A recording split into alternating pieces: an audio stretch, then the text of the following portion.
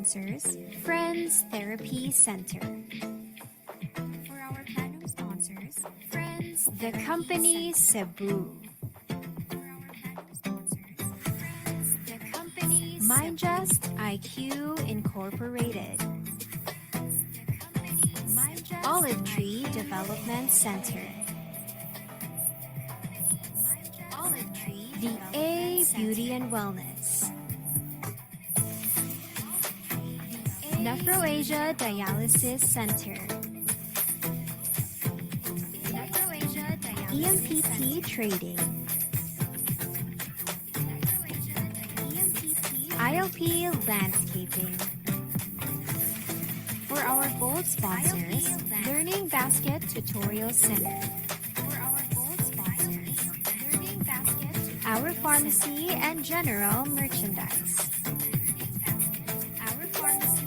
𝘬𝘵𝘥𝘢𝘺 Shop. For our silver sponsors, 𝘭𝑚 Seafood and Grill. Cafe Laguna. March PSS Cebu. Yuli Streets of Asia. Cebu Printable Solutions Corporation. Lemongrass Thai Vietnamese Cuisine. Health Outpatient Services Incorporated. Down Syndrome Association of the Philippines Incorporated. Little Wonders Therapy Center. The Light of Christ SPED and Therapy Center. For our X-Deal sponsors, Little Nimble. Anesto PH.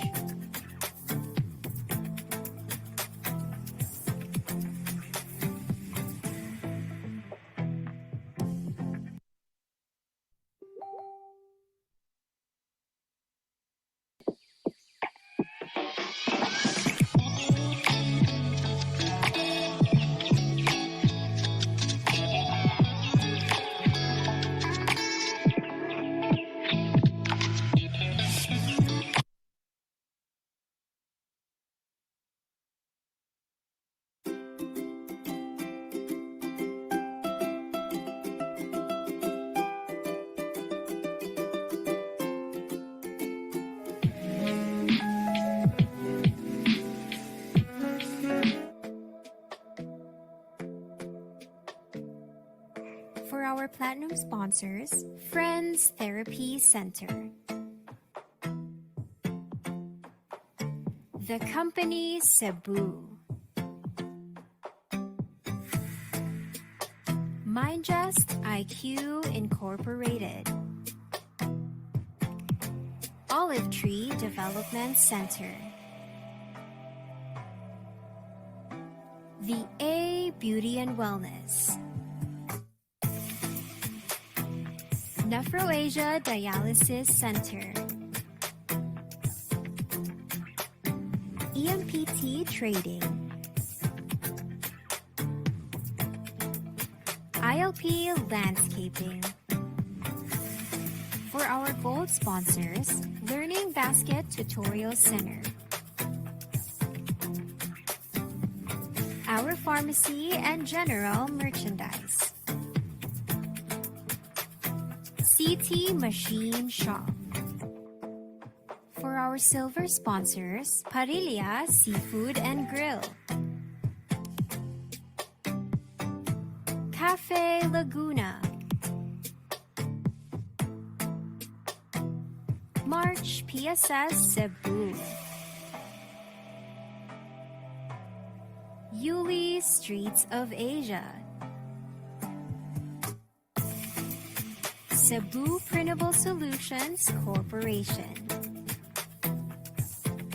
Lemongrass Thai Vietnamese Cuisine. Health Outpatient Services Incorporated. Down Syndrome Association of the Philippines, Incorporated. Little Wonders Therapy Center. The Light of Christ SPED and Therapy Center. For our X-Deal sponsors, Little Nimble, 𝘚𝘵𝘢𝘺𝘢𝘺.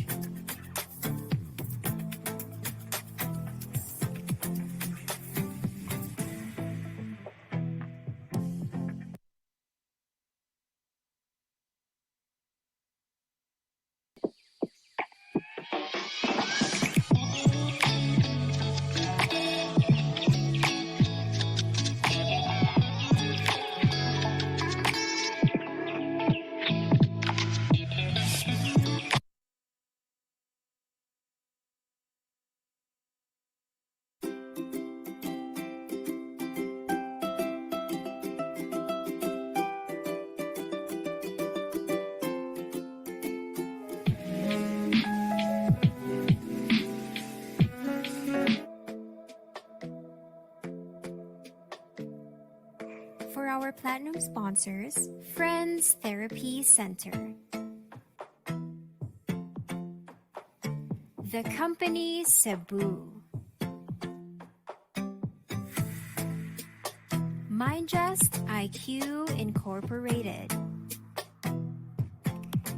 Olive Tree Development Center. The A Beauty and Wellness.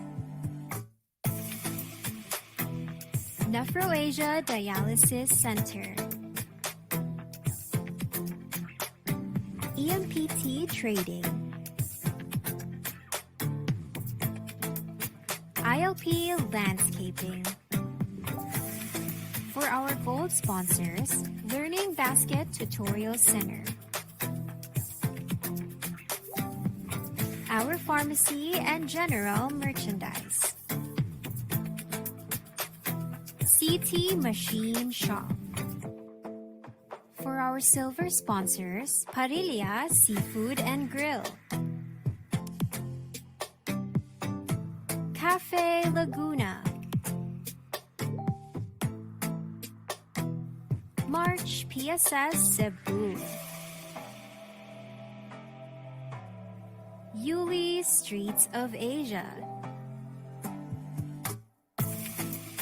Cebu Printable Solutions Corporation. Lemongrass Thai Vietnamese Cuisine. Health Outpatient Services Incorporated. Down Syndrome Association of the Philippines Incorporated. Little Wonders Therapy Center. The Light of Christ SPED and Therapy Center.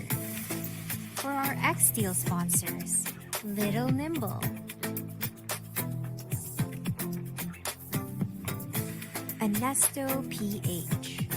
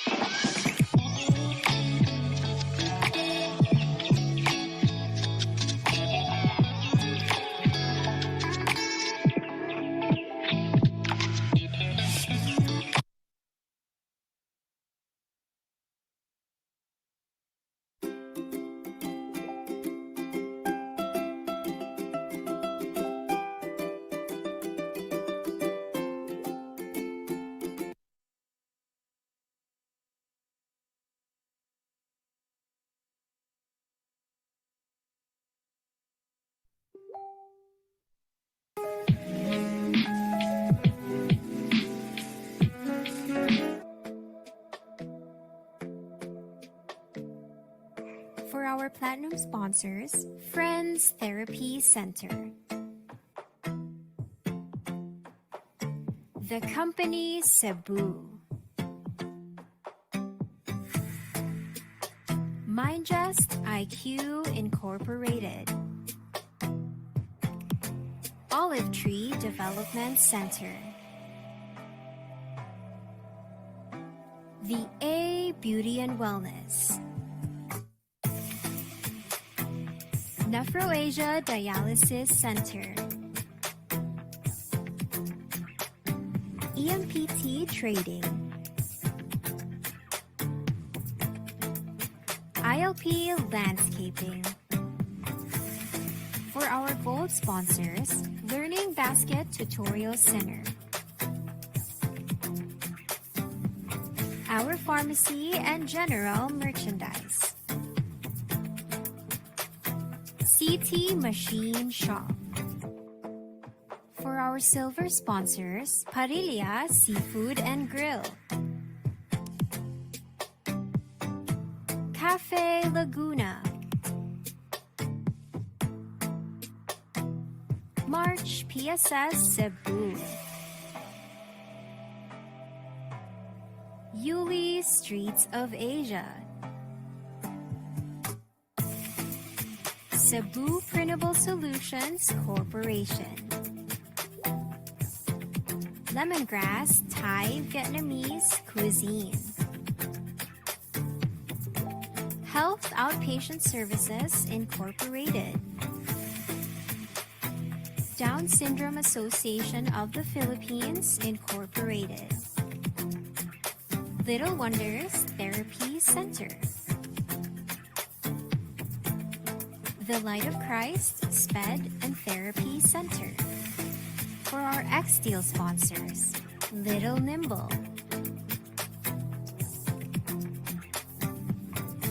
Anesto PH,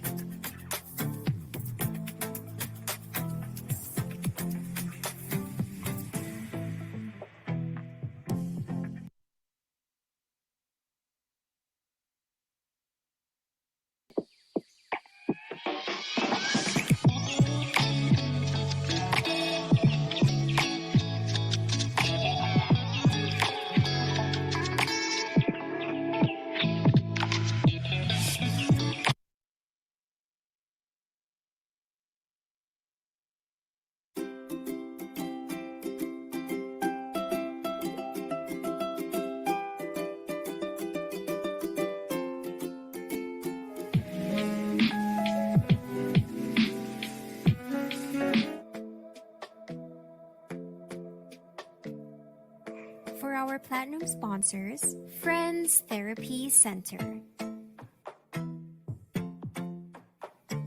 The Company Cebu, MindJust IQ Incorporated,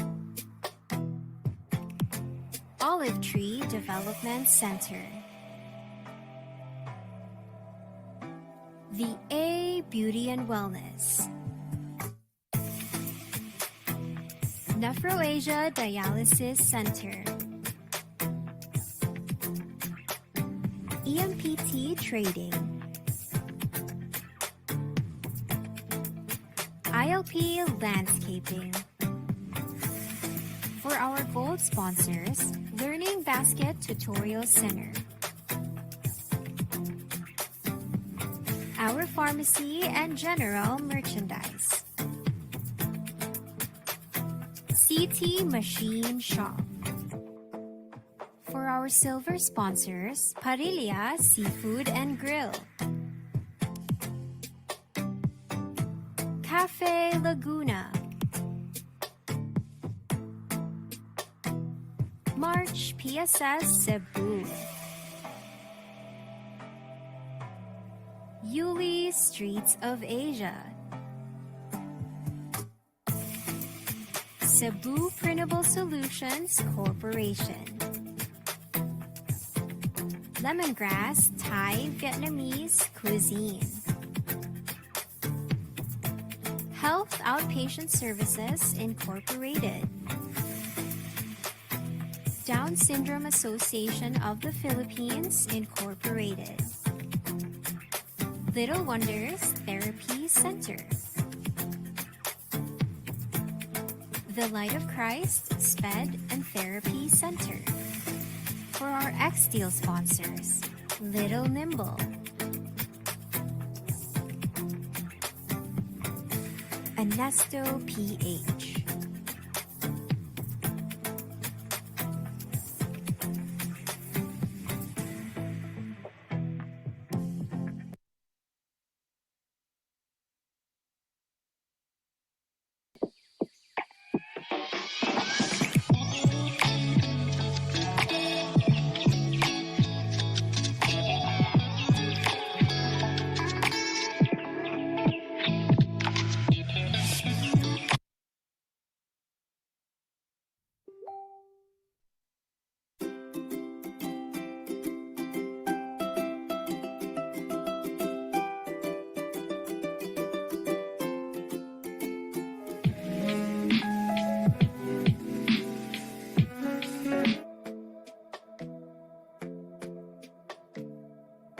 For our platinum sponsors, Friends Therapy Center,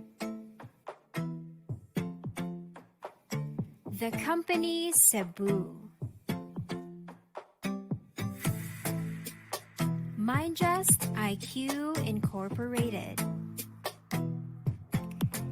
Olive Tree Development Center, the A Beauty and Wellness, Nephroasia Dialysis Center,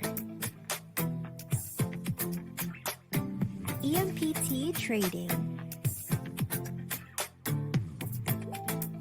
ILP Landscaping. For our gold sponsors, Learning Basket Tutorial Center, our pharmacy and general merchandise, CT Machine Shop. For our silver sponsors, Parilla Seafood and Grill, Cafe Laguna, March PSS Cebu,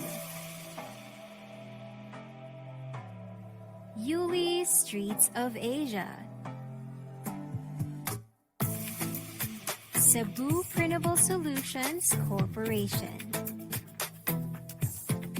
Lemongrass Thai Vietnamese Cuisine, Health Outpatient Services Incorporated,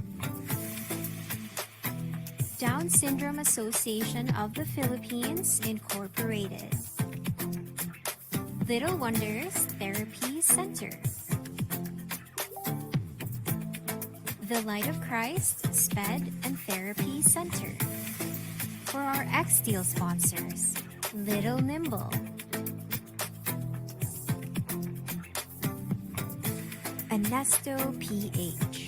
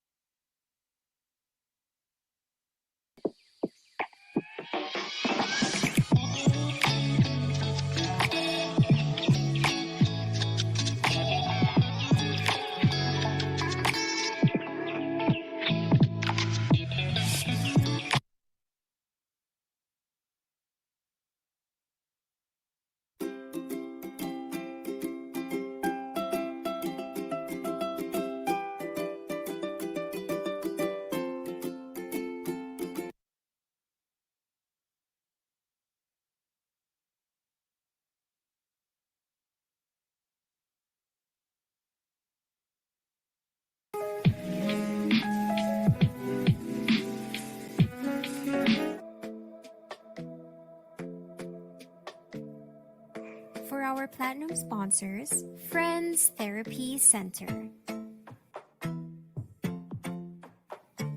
the company Cebu, Mindjust IQ Incorporated, Olive Tree Development Center, the A Beauty and Wellness, Nephroasia Dialysis Center, EMPT Trading, ILP Landscaping. For our gold sponsors, Learning Basket Tutorial Center, our pharmacy and general merchandise, CT Machine Shop. For our silver sponsors, �㗛𝘭𝘰𝘤𝘪𝘢 Seafood and Grill, Cafe Laguna, March PSS Cebu, Yuli Streets of Asia, Cebu Printable Solutions Corporation, Lemongrass Thai Vietnamese Cuisine, Health Outpatient Services Incorporated, Down Syndrome Association of the Philippines Incorporated, Little Wonders Therapy Center, The Light of Christ SPED and Therapy Center. For our X-Deal sponsors, Little Nimble, Ernesto PH,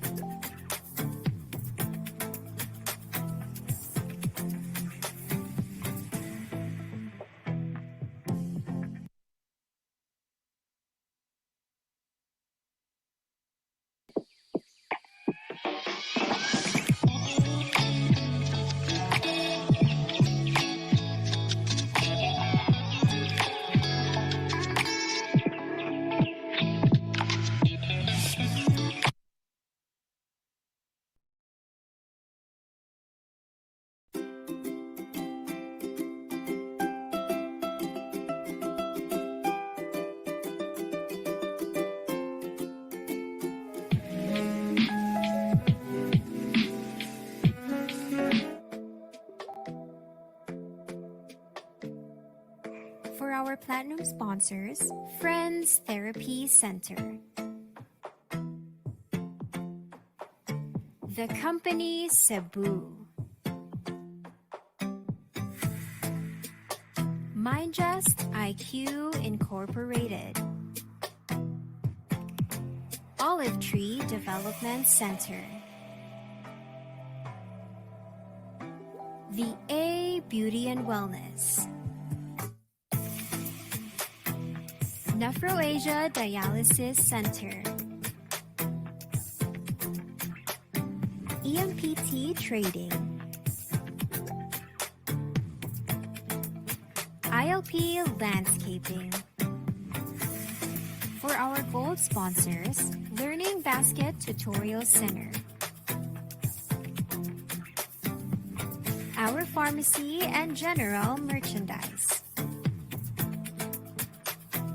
CT Machine Shop. For our silver sponsors, �㗛𝘭𝘰𝘤𝘪𝘢 Seafood and Grill, Cafe Laguna, March PSS Cebu, Yuli Streets of Asia, Cebu Printable Solutions Corporation, Lemongrass Thai Vietnamese Cuisine, Health Outpatient Services Incorporated, Down Syndrome Association of the Philippines Incorporated, Little Wonders Therapy Center, The Light of Christ SPED and Therapy Center. For our X-Deal sponsors, Little Nimble,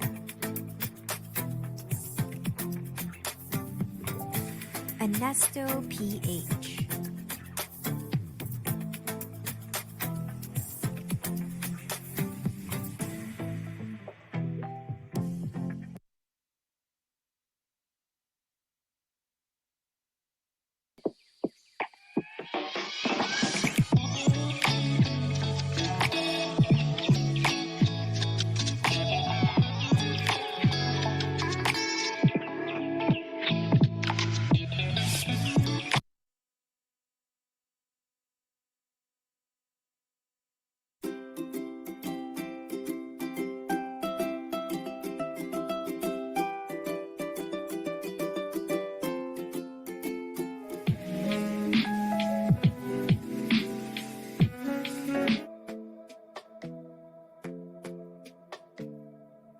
For our platinum sponsors, Friends Therapy Center.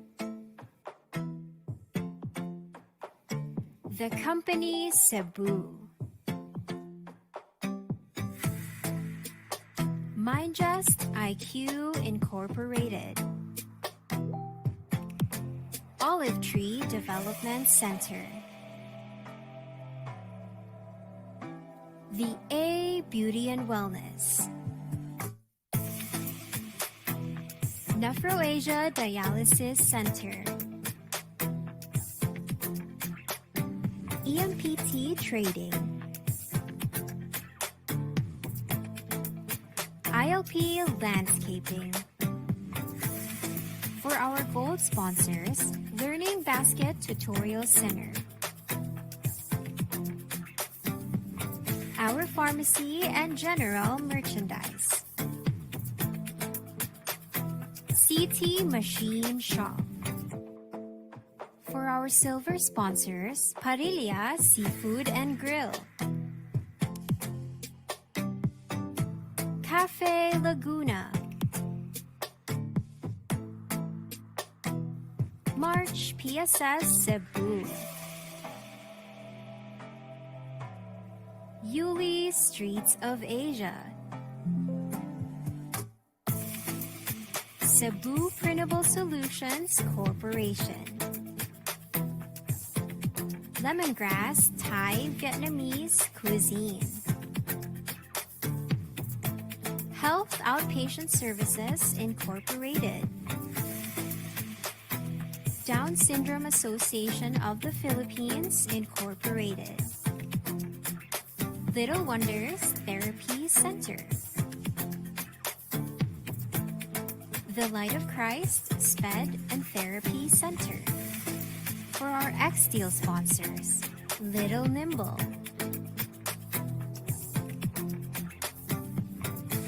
Anesto PH.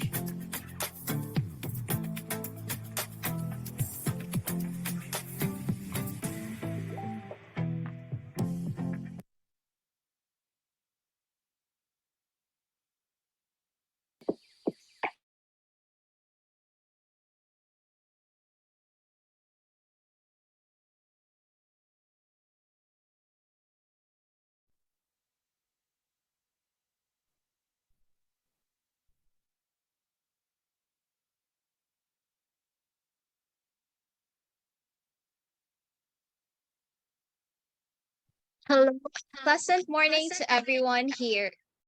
We are your hosts for today's event. I'm 𝘚𝘵𝘥𝘢𝘺, and with me is Miss 𝘧𝘰𝘭𝘭𝘰𝘬. We are the students from Batch Grandison 2 taking Masters of Arts in Occupational Therapy. In order for our program to proceed smoothly, we have laid out a few house rules for everyone to follow. So for the first one, please make sure to mute your microphone and turn off your video upon entering the session. Second, if you have questions, please type it in the comment section. Third, remember to be polite at all times and please refrain from spamming.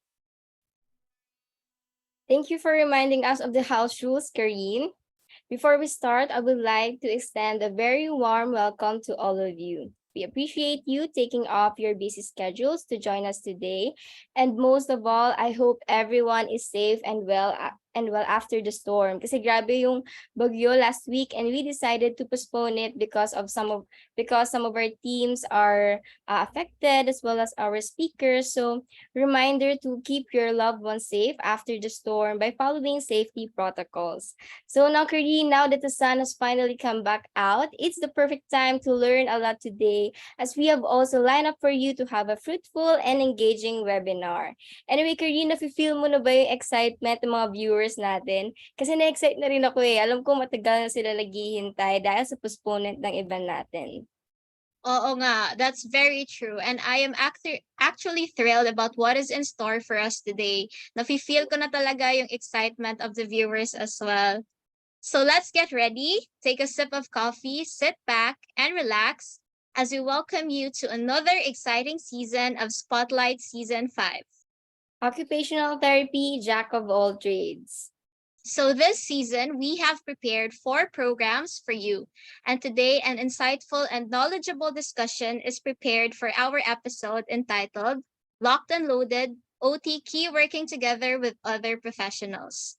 So Kayza, bakit nga ba locked and loaded yung title ng program natin? Thank you, Karine, for asking. So, locked and loaded because occupational therapy plays an important role as a member of the transdisciplinary rehab team in collaboration with other members of the team, such as physiatry, physiotherapy, speech-language pathology, SPED teachers, and more professions.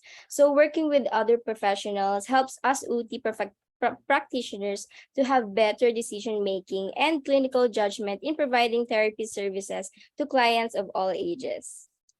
Join us as we tackle how OTs really collaborate with other members of the rehab team. Don't forget to fill out the attendance form for today's webinar. It can be found on the chat box sent by our tech team, and this will also be our basis for the certificate of participation and for you to claim your prizes to our games and raffles later. Sit back and relax, guys, as we formally start our program. To start with, we would like to ask everyone to be with the presence of our Lord, to be followed by the singing of the national anthem.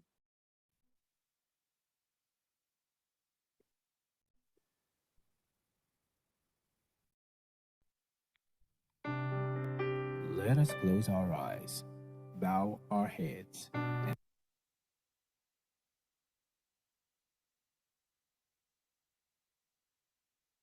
and feel the presence of the Lord. Heavenly Father, may the thankful voices of your children pass through your gates as we gather today, full of faith, joy, hope, love, and life. Despite the ambiguous situation of the world, you keep us safe and certain that we are cared for, sustained, and protected. Dear Lord, we implore you to help us cast our doubts so we may pour all our trust in you. Allow us to let go of our regrets and make amends for our faults and transgressions, and guide us toward the righteous path that you have always intended us to take. This day, we humbly invite your presence into this gathering of people and bless each one of us with focus, patience, and understanding. Let your thoughts and beautiful intentions flow upon us as we open our ears to receive them and keep them in our minds. Quench the thirst of our spirits as we open our hearts to welcome your overwhelming love. O Father, guide the lips of the speakers today so we may hear the wisdom you intend us to receive. Steer the hands of the facilitators so they may provide us the rightful aid we need. We pray for inspiration so all of us may learn and work in unison in the honor of your name. We pray for serenity, courage, and light so we may spread the learnings we receive in good faith through your grace. All this we pray in the glorious name of Jesus, our Lord. Amen.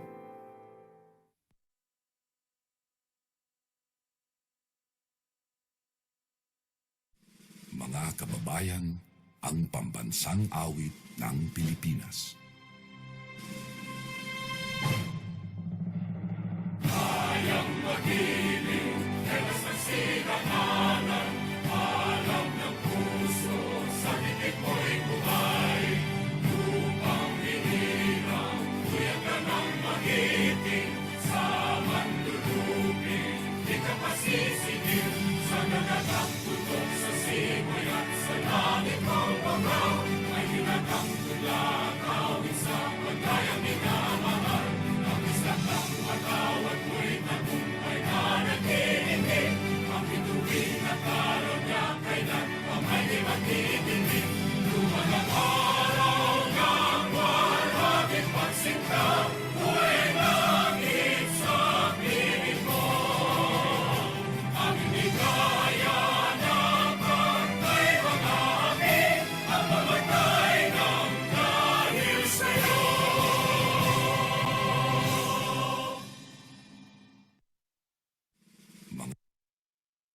We officially welcome you to this live event, OT Key Working with Other Professionals.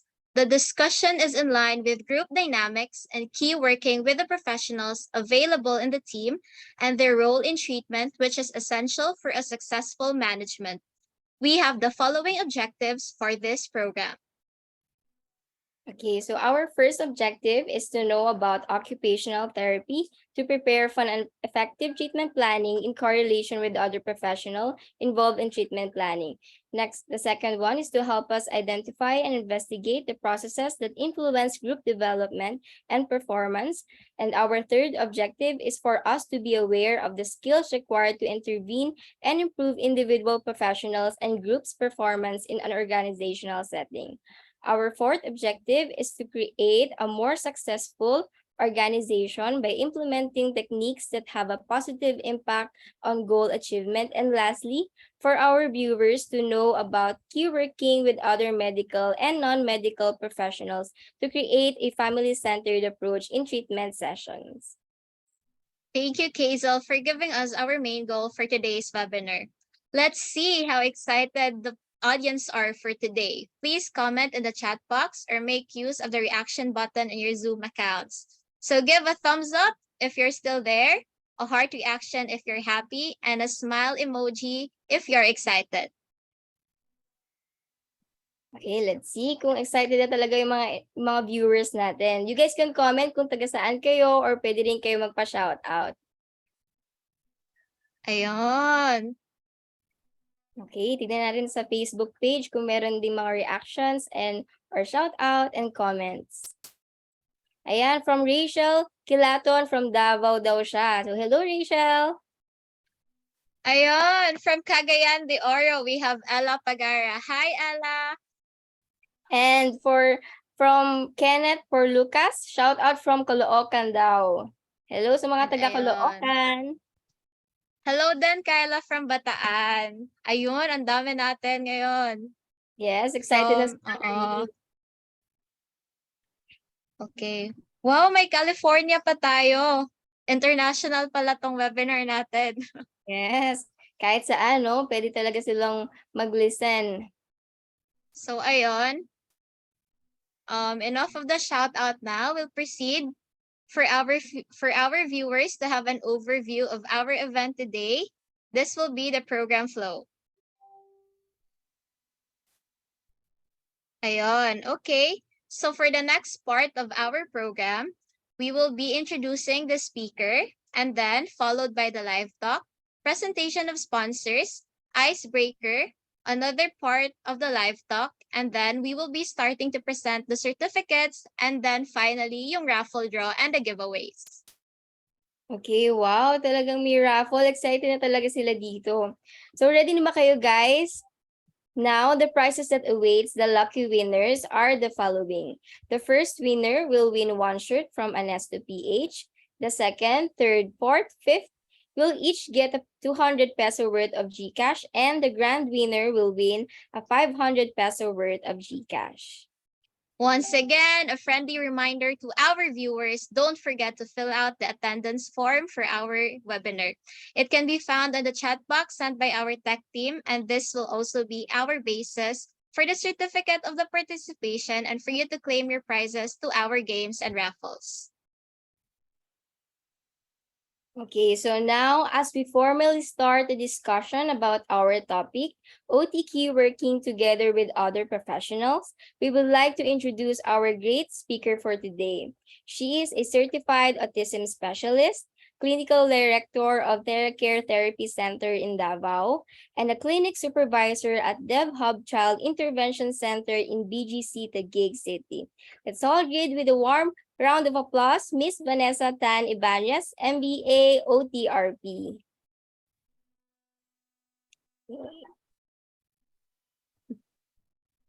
Thank you for your warm welcome. Hold on. Let me share my screen.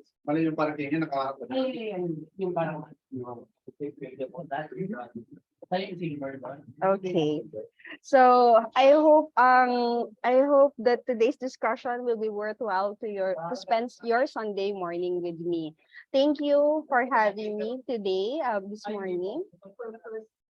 So today we're gonna be talking about the collaborative therapist.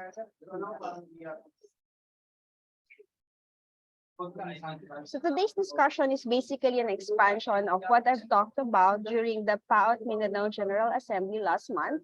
It is still available on PAOT Mindanao's Facebook page. So this morning, these are the key takeaways. Take a moment to read. The goal of occupational therapy is to maximize functional independence in the client's lives. The client in the pediatric setting is defined as the child and the family unit. So don't forget that. It's not only the child who are our clients.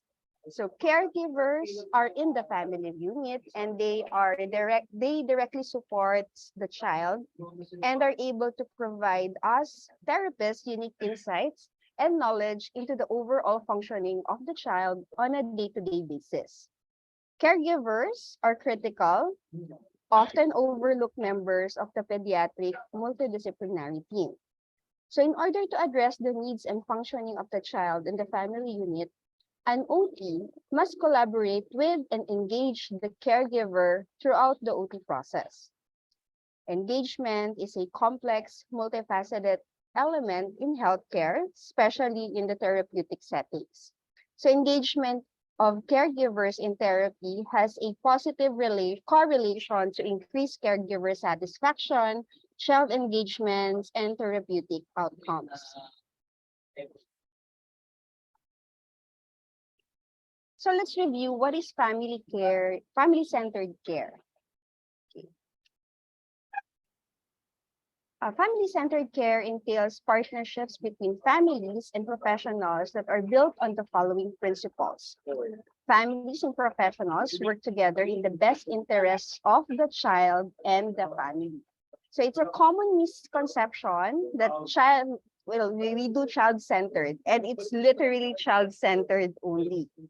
No, that shouldn't be your concept, or that shouldn't be your view, because the child cannot be separated from its family. So whenever you see pediatric client, it's always the child and the family.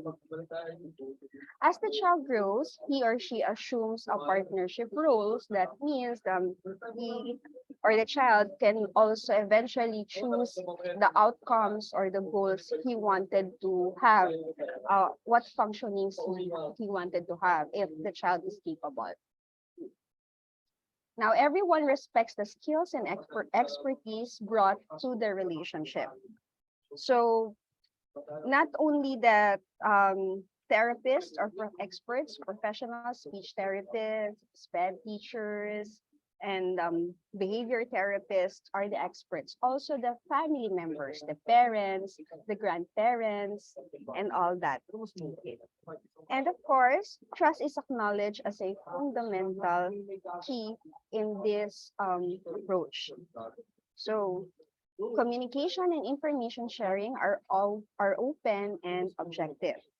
And all participants make decisions together, not only the case manager or the OT.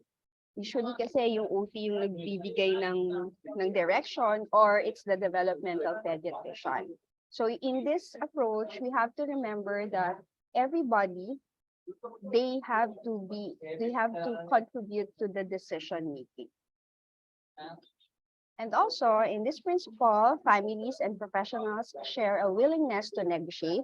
As therapists, we don't impose our own values and our own what we think is right. So it has to be negotiated with everyone in the team. So it's like everyone decides what's the best for the child.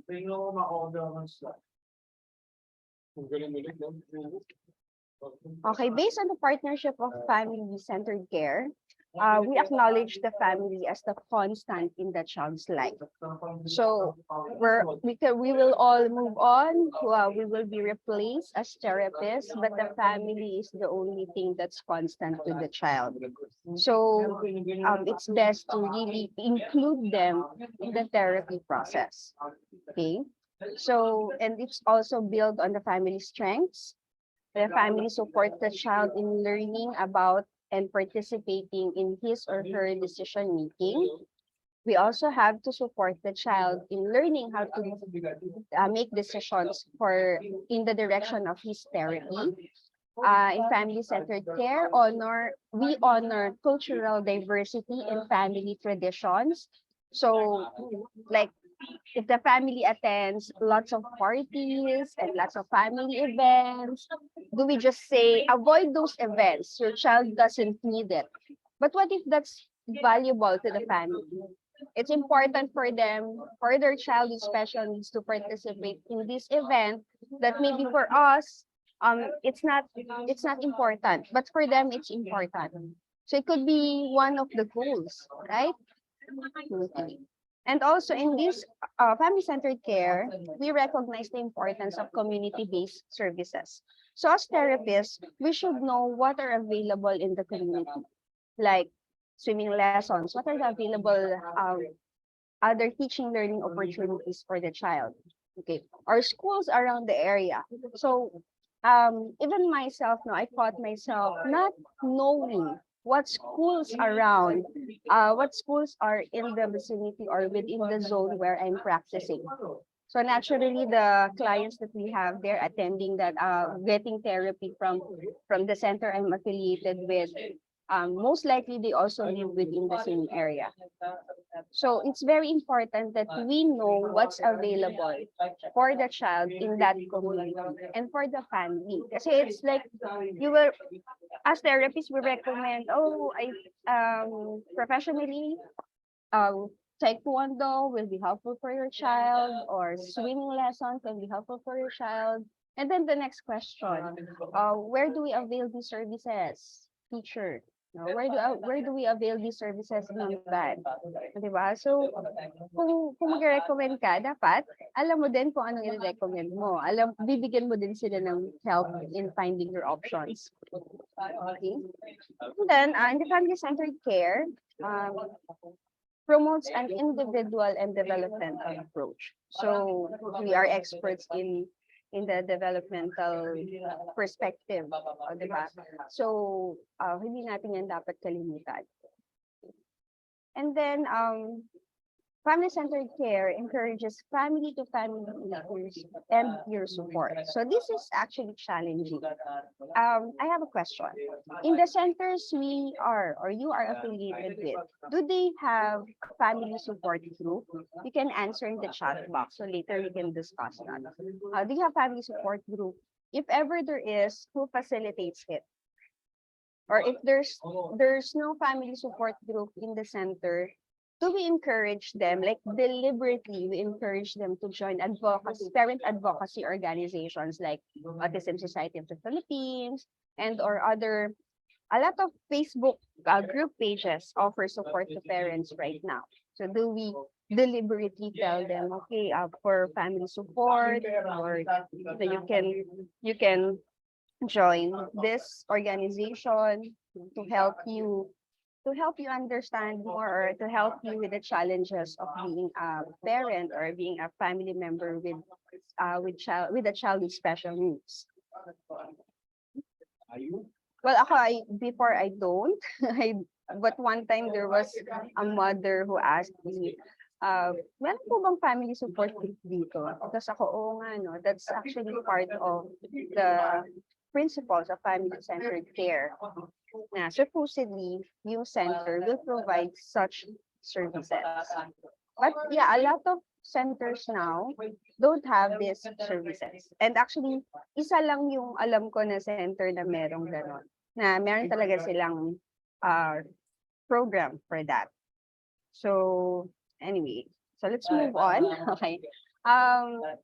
In the family-centered care approach, we develop policies and practices and systems that are friendly and family-centered in all settings. So, for example, in the centers we are affiliated with at the moment, you can think about it. Is vacation not allowed? To the sometimes the family will ask you, can we go to a vacation? Mabilis ba tayong magsabi ng, ay wag po muna kasi kakastart lang natin ng sessions, kakastart lang natin ng therapy, baka bumaba agad yung skills or mag-regress agad yung skills. So may ganun ba tayong tendency na sumagot? Okay. So, or kunwari, if they are in a long vacation, do we drop them from the decking because they took a month of vacation? Or do we charge them so that they can reserve the slot? So when they come back, they still have they can still avail of the services and they still have the slots. Okay, as a clinic owner, I understand where is that coming from. But if you're gonna think about it, family vacations are actually part of family life. It's a family co-occupation. No? So if we have policies like that, do we hinder the child's performance and or the child's participation and the family's participation in this very important family co-occupation? So just think about that. Okay. So when we write down policies for our centers, I'm sure many of you are, you know a lot of people who are also clinic owners kasi community-based na yung mga clinics natin, lalo na sa PEDYA. Halos within 5 kilometers, merong centers, no? Para na siyang mushroom na pasulpot-sulpot. But kasi marami naman talagang clients. Pero may tendency na make sure na yung client i-take care niya yung slot niya at papasukan niya palagi. So we know where is that coming from? Like dapat consistent yung attendance, dapat consistent pumapasok siya para may consistent follow-up, di ba? Lalo na kung ang bata may autism, so very important yung routine niya, fix siya so that mas madali yung coping and adaptability ng bata. Pero did you ever think about, is that really your reason, or you just want to make sure that that slot is not wasted, so we'll get income or we'll get compensation out of it? Okay, so that is something na, always examine your heart. Why do you have that kind of policy? Na bawal mag-vacation or dapat 3 months lang kailangan babayaran mo yung slot para nasa sayo pa din. So is that family friendly? Okay. So or ito common. Like we can give you speech therapy if you are availing OT here in our center. Diba? So parang bibigyan lang namin kayo ng speech kung dito kayo nag-OT. Common yan kasi diba mahirap makakuha ng speech therapy ngayon. So, well, forever, kahit na OT, mahirap na naman. But still, mas konti yung speech therapy. So, ganun yung ginagawa ng iba. Well, it's their way of prioritizing and syempre yung mga clients nila na loyal, yun talaga yung ipa-prioritize nila bigyan ng services. Pero don't you think, is that family friendly? So what if hindi sila comfortable dun sa roster of occupational therapists mo sa center? They have the one, may the one OT sila na is affiliated in another center, but you're the only one offering speech therapy or ikaw yung malapit na may speech therapy sa kanila. Pero yung OT nila dun sa kabila, hindi nila ma-let go. Diba? So parang mapipilitan sila na umalis sa OT nila kasi they also need speech therapy, hindi pa sila nakakapag-speech therapy.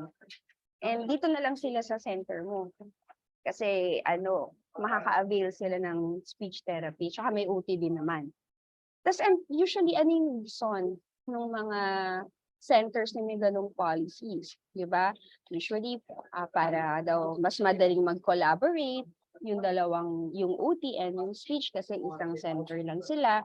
or yung values and yung mga ganun, yung objectives ng center ngayon ay same. Kumbaga may uniformity sila. Pero ang question ko, pare-pareho naman tayong occupational therapist, di ba? Pare-pareho lang naman yung goals natin in general para sa mga bata. So yeah, maybe approaches can be different. The models of practice can be a bit different. But kung occupation-based model of practice yan, it's gonna be the same. Ang end result mo pareho lang. Diba? So bakit mo ipipilit na lahat ng services mo dito ka lang sa center ko?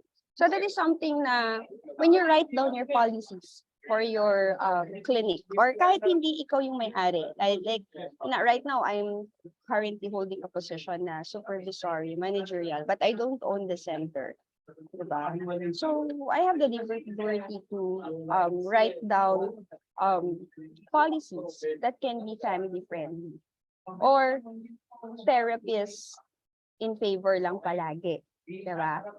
So, I want you to remember, guys, sa tagal ko sa practice, our services exist because the clients need them. Yes, premium yung service natin. For very few, mahirap makakuha ng slot, ganyan. Pero it doesn't give us the ticket na sabihin na tayo lang yung may say, tayo lang yung magde-demand. Diba? So, yun. So, ako, yung sa madaling makipag-usap, madali daw makipag-collaborate yung OT and speech kasi they belong in the same center. Tanong ko, may mga phones na, di ba? Right now, may Zoom na. No, may emails na. The technology now allows us to facilitate communication better. And that's, we can collaborate better. Hindi kagaya nung before the pandemic or ako when I was starting when I started the practice 15 years ago, 14 years ago, ang hirap makipag-set ng meeting sa mga, for example, teachers, no? Kailangan tawagan mo sila within the office hours. So, kung parang, during the office hours, may patient ako. Diba? Or gagawin ko lunch, ako tatawag. Hindi daw pwede kausapin kasi nagla-lunch. Diba? So, paano ko makikipag-usap? So, now, ay hindi pwedeng telephone. Noon, hindi, uso naman yung email, pero hindi kasi kayo face-to-face, no? Yung mga tao hindi pa talaga open sa ganung klaseng communication. So, I have to go to the school. And for me to go to the school as a therapist, kailangan ko mag-cancel ng clients ko. And if I'm gonna be canceling my clients, yung center mawawalan din ng income. Yeah, that's a reality. And also ako din. Kasi what if yung client ko hindi niya kayang bayaran yung 3 hours na the travel ko going there, I'll meet with the teacher, and then go back. Diba? So, hindi na lang kasi hindi niya kayang bayaran. Diba? So, it was always a conscious decision for me. Okay, sige, cancel na lang. Magbayad yung client or hindi for the meeting, for the collaborative meeting, okay lang. Hindi na lang kung di talaga hindi kaya ng budget nila or it's really outside their budget. Ang importante kasi sa akin, makapag-set kami ng meeting and makapag-collaborate kami for the child. So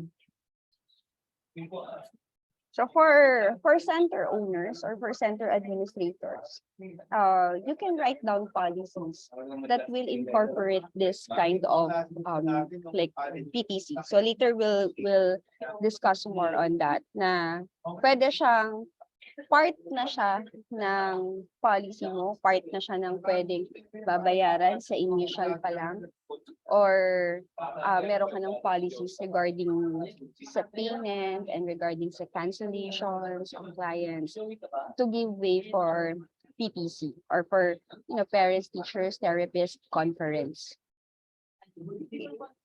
And also in the family-centered care, we celebrate success. Okay, so we rejoice with the family, whatever progress they have. Okay. Okay, why do we consider the family?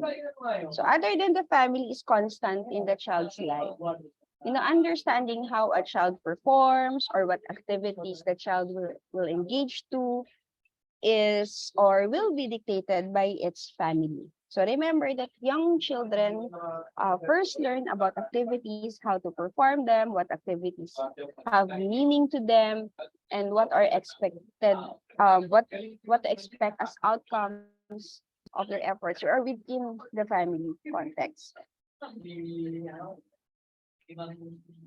So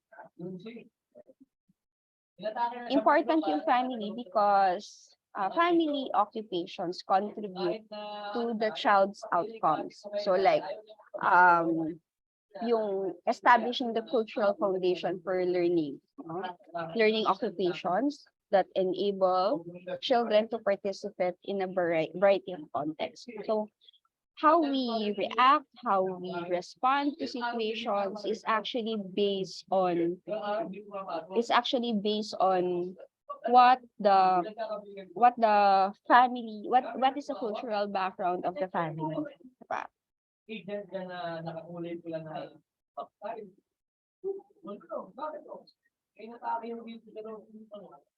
Also, the family helped shape the child's basic sense of identity and emotional well-being. Okay, the family also helped the child learn to master routines and habits that support physical health and well-being. So, alam naman natin yan, di ba? Unang-una, first session pa lang, if we saw the routines of the family na parang wala masyadong expectation sa bata, wala masyadong ginagawa, nanonood lang ng TV, di ba? Isn't it, it's the routine that we modify, di ba? We help them establish habits that will be helpful for the child and for them as well. Di ba? So yun. And also the family fosters readiness to learn and participate in educational programs. So usually yan, sila yung nagsasabi, pwede na po ba mag-school yung anak ko, diba? It's also your guide. Ano bang expectation sa batang to? More or less magkakaroon ka ng idea kailan ba nila gustong mag-aral. So for the child to be in school, anong gagawin mo as a therapist? Anong goals ang isa-set mo? Anong outcomes ang isa-set mo? Okay. Also, the family fosters readiness to assume a place in the community, in the society. So they decide, do they want the child to be part of the community? Proud ba sila na dalahin yung bata sa restaurant? Gusto ba nila sumama yung bata sa trick or treat? Diba? Yung ganun. Gusto ba nila na kasama yung bata sa McDonald's kiddie crew, di ba? Yung parents yung nagde-decide niyan eh. Or they want the child to be just at home because they don't want other people to see their child with special needs.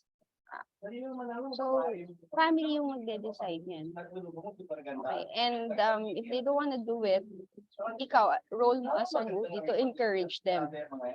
Okay.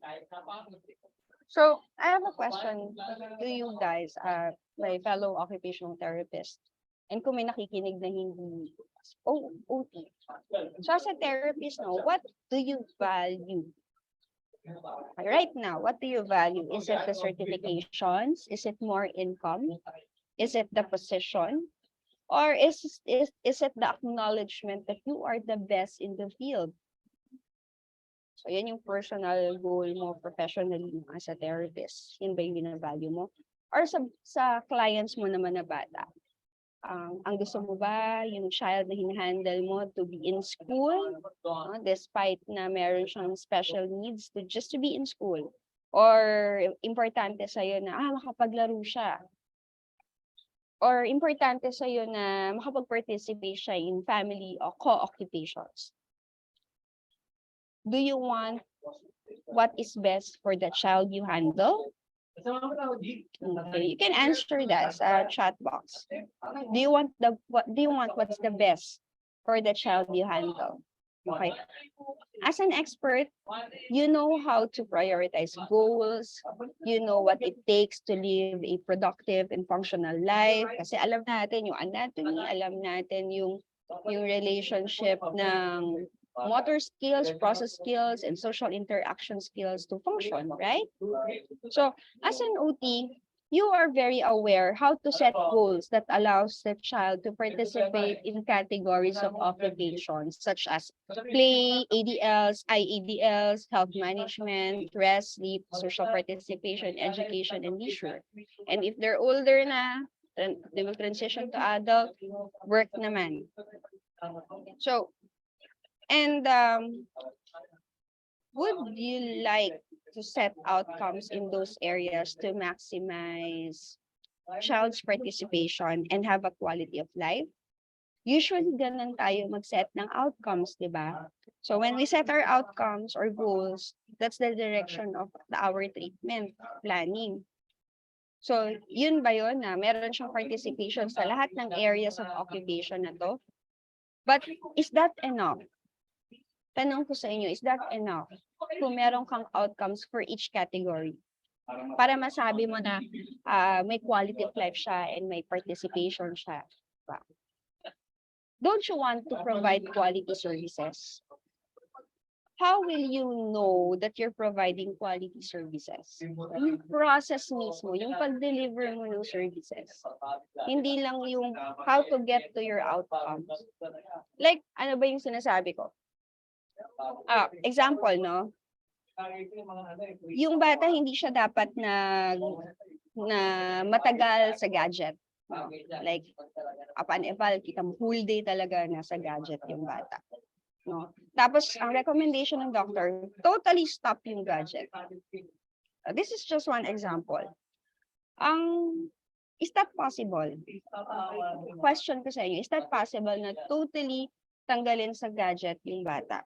Ito question ko, what if the primary caregiver is the mother? O pwedeng housewife siya, pero wala siyang house helper. What if kailangan niyang magluto ng breakfast nila? Or magluto na lang ng dinner nila, ganyan, or lunch. Tapos yung child niya, hindi nagpa-follow ng instruction, rowdy at home, poor ang judgment sa safety. So ano kaya yung safest way to let the child sit down so that mom can cook food? And hindi naman pwedeng itabi niya yung anak niya habang nagluluto siya. Safe ba yun sa bata? Diba? So anong mangyayari doon? Sisinungaling yung parents sa inyo. Ay, hindi po yung nagagadget. Pero actually nagagadget siya. Every time na nagluluto yung nanay, naglalaba yung nanay. Ganun. So those are the things na kailangan nyo i-consider when providing recommendations. No? Or when providing, para ma-achieve natin yung goals natin, bigay ka ng mga ganitong recommendations na hindi naman realistic. And that will affect the quality of your services. So, how do we quantify now if you're providing quality services? Isa pa, may mga therapists na pinapagalitan yung parents, no? Kasi ang kulit. Minsan ako din, minsan pagkausap ko yung kuli ko, sabihin ko din, ay, yung kulit ng nanay na to, ganun, di ba? Or minsan mahuli mo sa reception area, pinaglalaro ng Mobile Legend yung anak niya. Sabay pa sila, no? Yung nanay at yung bata. May ganun kaming situation. O tapos, meron akong isang colleague na sinabi talaga, gano'n yung parang nasigawan niya yung nanay. So actually, the intention is good. You want the parent to stop the child from playing and hindi siya dapat naglalaro ng mobile games. And the intention is to stop that. Pero yung delivery of, stopping the parent from doing that, nasigawan niya yung nanay sa reception area. So that will reflect on the quality of services that we give. So, hindi porket maganda yung intention mo, okay na yan. Pero yung the way you deliver it, the way you get to that outcomes, matters also. Sometimes we have to be firm to parents and to grandparents, but are we still respectful through the process? Diba? Okay? So how do we quantify now? Okay. So family-centered care is reported to improve the patients and families' experiences with healthcare. So not only in OT, kahit sa doctor's visit, kahit in PD's visit and other healthcare services. It reduces stress, improve communication, reduce conflict, no? So reduce conflict yung mga magdedemanda ako, ganyan. Nakaka-reduce ng mga ganyan.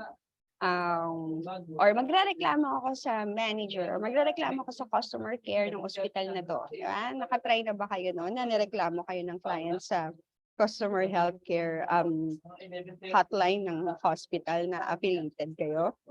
Okay, ako nakatry na ako noon. Kasi outside yung ano yan outsource, hindi talaga siya part ng admin. So hindi mo mas-screen out kung may magreklamo sa'yo. So, yun. So there is a way to include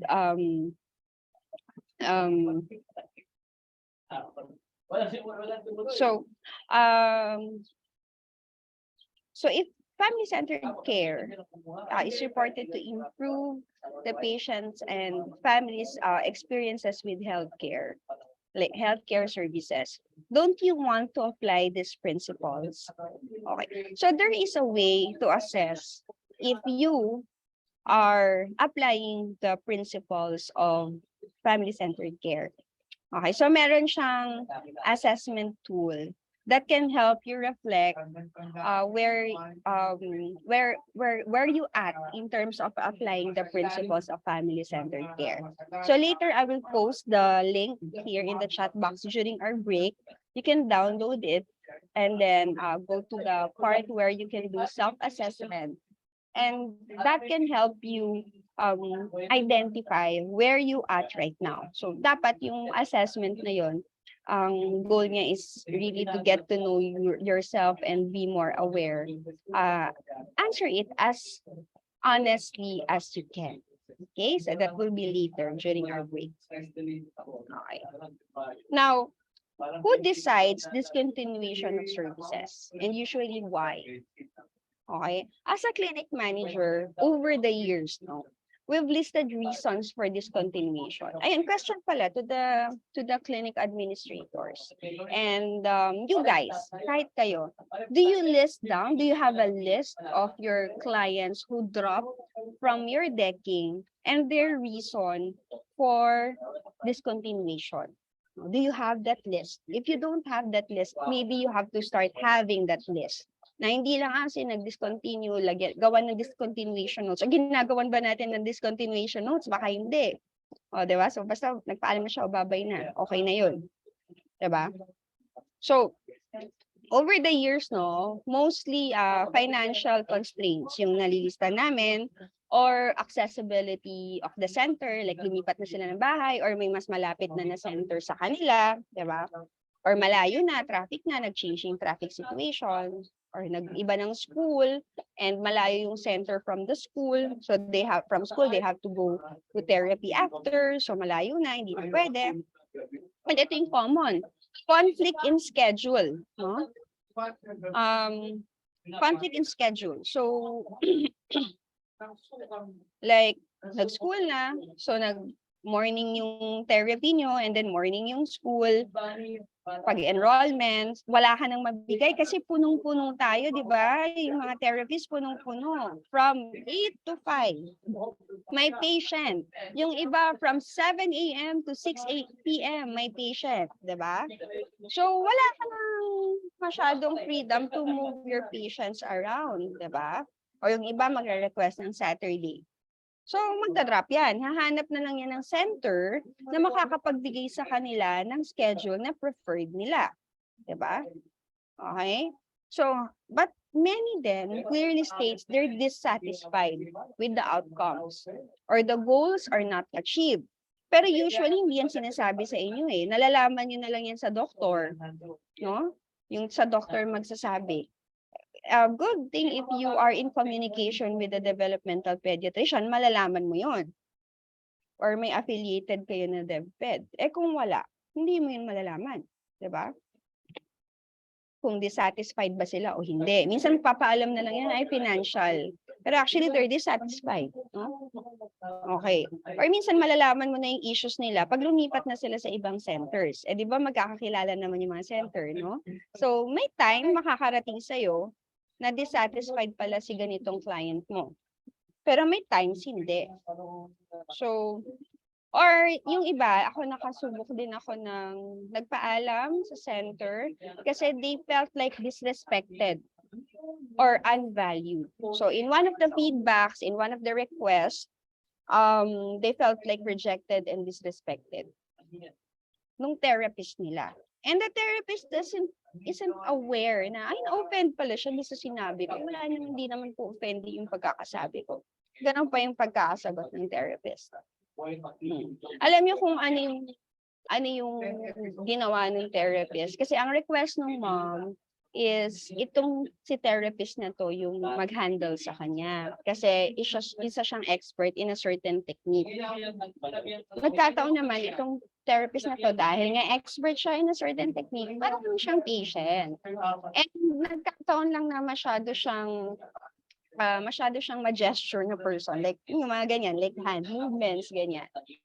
Tapos, ang ginawa niya lang is sinabi niya lang na, I know, gumanon siya. No, I don't have a slot anymore, ganyan. So, I can't take your child, I'm sorry. Nagkano naman siya, ganun. So, ganun talaga yung pagkakasabi niya. Na-offend yung parent dun sa gesture niya na no. Kasi feel niya na na-reject siya. Diba? Yun yung selection stop, diba? So parang after all ng pinaghirapan mo sa therapist sa kanya, malaki naman yung improvement ng bata sa therapist na yon. Even the parent recognized that. But just because of that one incident that they got offended. Now for you as a person, para doon sa therapist, parang wala naman yun eh. Normal niya yun na mga gestures eh. Diba? Or the client, felt they were rejected. They were disrespected. Okay. Or some of them, they discontinue because they don't understand the therapy process, or they don't understand what speech therapy is for, or what occupational therapy is for. Diba? Or yung iba dyan, nagpa-therapy kasi, sabi kasi nung doctor eh, pero na na-experience na nila, pwedeng bad experience sila, or, kulang sa pag-explain ba yung therapist, or something went wrong, or, hindi nila masyadong naintindihan, maybe we lack the capacity to explain to them in a certain way that they understood. So, still, 3 months, 6 months na ng therapy, hindi pa rin nila naiintindihan para saan yung OT na hindi mo na sila pwede mag-speech therapy kahit nang gusto nila is magsalita yung anak nila. Diba? Okay. How do we respond to this situation? Like for example, sinabi sa inyo ng secretary or ng admin na, oy, nag-stop na si ganito. Or sinabihan kayo ng doctor na, oy, walang improvement. After 1 year, same pa rin yung skills, walang nag-improve. How do you respond to that? Do you respond like, kasi lack of or poor follow-up carry over at home. They don't do home instructions kasi. They are in denial kasi. Diba? Or di lang napagbigyan ng new schedule, ng request, lumipat na kaagad. Do you answer that way? Or kahit na minsan hindi mo verbally sabihin, in your head, ganun ba? Diba? So, medyo dapat maging aware tayo doon, maging conscious tayo if we are answering in that way or we are responding in that way. Good if the reason for this continuation is because the child is functional already and productive and can cope without therapy. But what if because they are dissatisfied? Again, have you asked why are they dissatisfied? Are they just demanding? Or don't they understand their role to achieve progress? Like, hindi nga nag-home instructions. Pero tanungin mo din yung sarili mo. Don't they understand their role to achieve progress? So baka kaya hindi din nag-home instructions yan? Kasi hindi nila naintindihan yung role nila. Diba? Okay. Do they understand the severity of effects of the symptoms to their child's functioning? Diba? Or yung diagnosis lang yung alam nila. Ay, yung iba namang autism ganito eh. Bakit yung anak ko ganyan? Diba?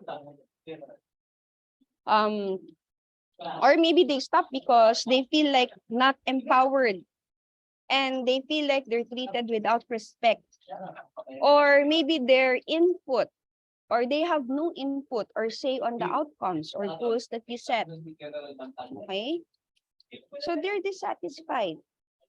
Hindi sila satisfied. Now, we have to remember that client satisfaction is a widely used outcome indicator of quality in healthcare.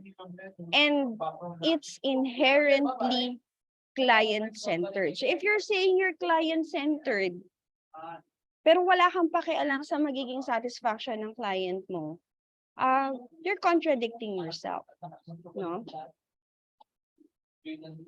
Or you expect a center you affiliated with na dapat pro-therapist. Dapat pro-therapist eh. Yun. Or they take care of their therapist. Sa akin, medyo yun, questionable yun. As an occupational therapist, we're expected to be client-centered. So bakit ka magde-demand na dapat pro-therapist? Diba? So kung default natin client-centered. And when you practice in pediatrics, what is the best practice in pediatrics? Family-centered care. And client satisfaction is one of the indicators that will tell you, okay, we're doing family-centered care or we're doing client-centeredness. Diba? So now, what do you do to at least ensure that you are doing something to address client satisfaction? Client-centered care ang answer dyan. So client-centered care is reported to improve the families and patients' experiences with healthcare services. Sabi ko na yun kanina, reduce stress, improve communication, reduce conflict, and improve the health and improve the overall health and of the child and with chronic health conditions. Okay. So how do we apply? Okay. I presented some points on how to apply family-centered care in the OT process in my previous presentation.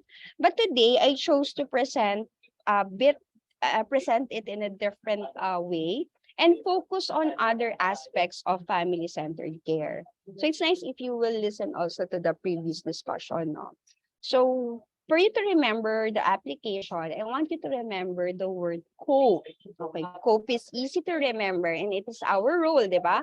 One of our roles is to allow families and their children to cope with the effects of the disabling conditions. But for our purposes, cope means communications, outcomes, people, and explore and evaluate. So if you remember these 4 key words, you will be able to reflect if you are doing family-centered care or you're applying the principles of family-centered care. But I think we will take a break and we'll continue after the icebreaker. Yes, thank you so much, Miss Van. It was really great to hear about your insights. And I'm sure our viewers are really learning a lot from you. So your discussion talaga gave me many thoughts about being family-centered and ensuring client satisfaction as a way to measure if it's working talaga. Yes, Corinne, tama ka dyan. And by the way, short segue lang, we would like to acknowledge the presence of our dear professor. We have Miss Beatrice Castaño. We thank you for being with us in our webinar today, Miss. So, Corinne, kahit ako rin, madami na rin nakuhang information, I can really see the value of how we as OTs, prepare an effective intervention as we collaborate with other professionals together with the families of our clients. So, all, di ba, sabi rin ni Ms. Van na all participants should make decisions together. So not as OTs or the doctor, but everyone, especially the family, should contribute to the decision making and the therapy processes itself. Also na-mention din ni Miss Van kanina na yung technology nga nowadays allows us to facilitate better. And with this, we can collaborate better. And as OTs, we also need to know what we value to create a realistic and high quality outcome of our service.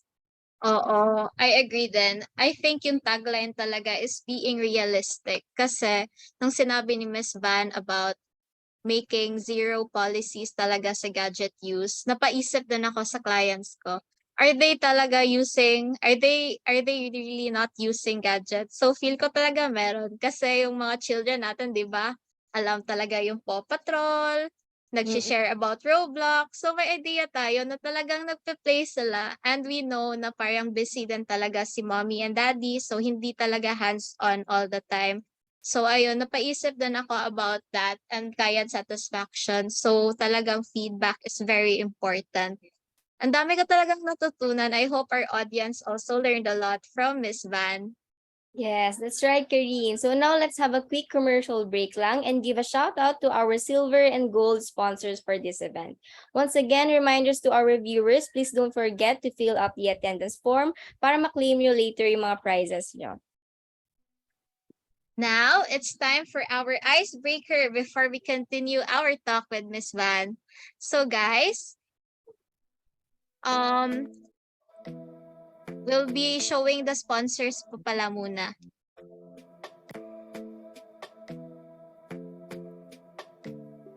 For our silver sponsors, Parilla Seafood and Grill,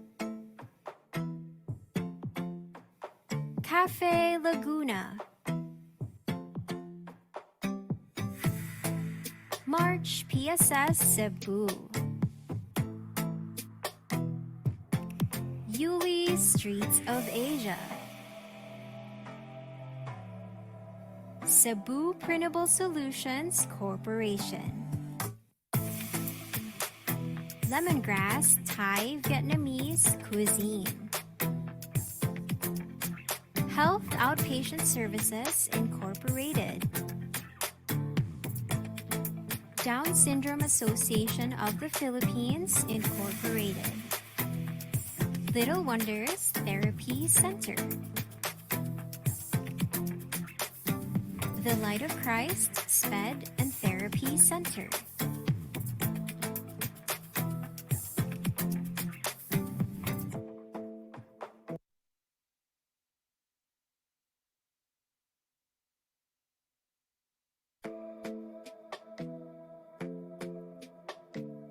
For our gold sponsors, Learning Basket Tutorial Center, Our Pharmacy and General Merchandise, CT Machine Shop,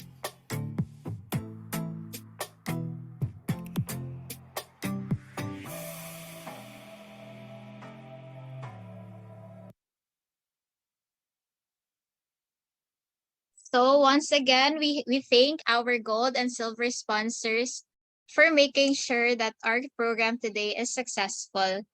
So now, eto na talaga yun guys. Time for the Mentimeter. And then, we will continue our talk later. So as you can see on the screen, there is a QR code shared by our tech team. Please scan the code and also check the chat box of our Zooms. The link is there and also the code is there. Make sure to input your correct name as it will be our basis for the winner. And for those who can't use their phone, again, it will be sent on the chat box. Okay guys, ang ganda ng mga prizes, so do your best ha. It's a GCash worth 200 pesos. So we will only have one winner for this game. The more correct and faster you are, the higher the score that you can get. Again, we only have one winner and we will give you 2 minutes to enter and join. So let's go guys! Ayun. Start na tayo. Okay.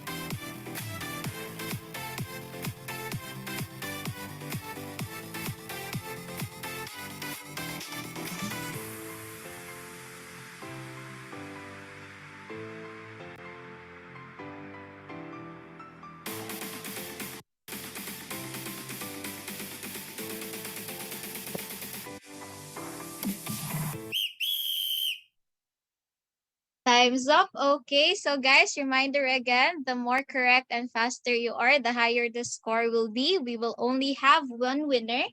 Please use your real names. Ayun.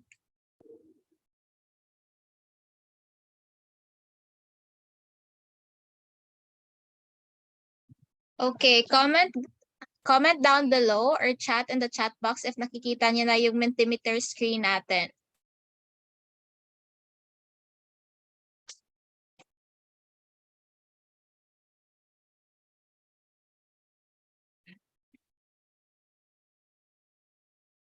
Okay, we can start with the questions na.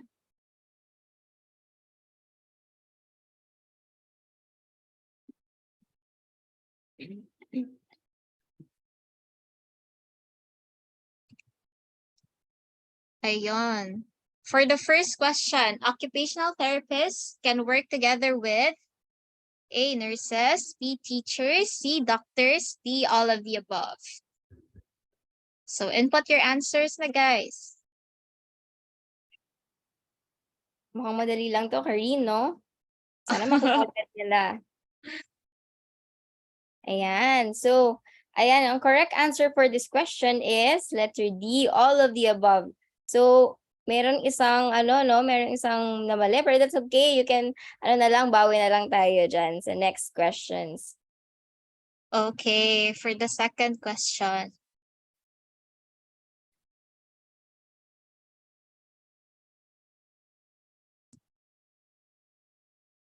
Ayun, identify and investigate the processes that influence group development and performance. Answer na tayo. Gusto ko rin mag-join, Hazel. Ayun, dami nang nag-vote. Okay, so our answer for this question is flexing. Ayan, so may mga participants tayo na mali, pero that's okay. We can, bawi na lang tayo sa next question. So the correct answer is flexing. For the third question. Ready, guys? What is the needed major skill required to improve the group performance in an organization? Ano kaya ang answer dito, Karine? Parang medyo mahirap to. Dapat dalian pag-press. Ayun. Everyone has voted. Ayun, wow, very good ah. Lahat tayo correct. So the correct answer is social interaction skill. So congratulations, everyone. Okay, next questions, please.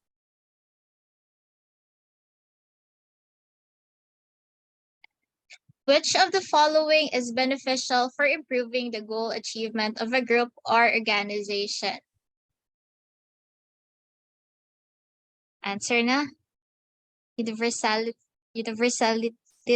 strength, courage, or beneficence. Ayun. Dalian natin pag-press. Ayun. Ayan, very challenging tong question ah. Medyo may pagka sila ng answer. So the correct answer is universality. So congratulations sa 5 correct participants. Last but not the least siguro to. Ayan, natin. Wow! Congratulations, 𝘧𝘰𝐭⁰𝘺 nangunguna sa leaderboard natin. Wow. Sino kaya ang natin for the last question? Ito na yung make or break.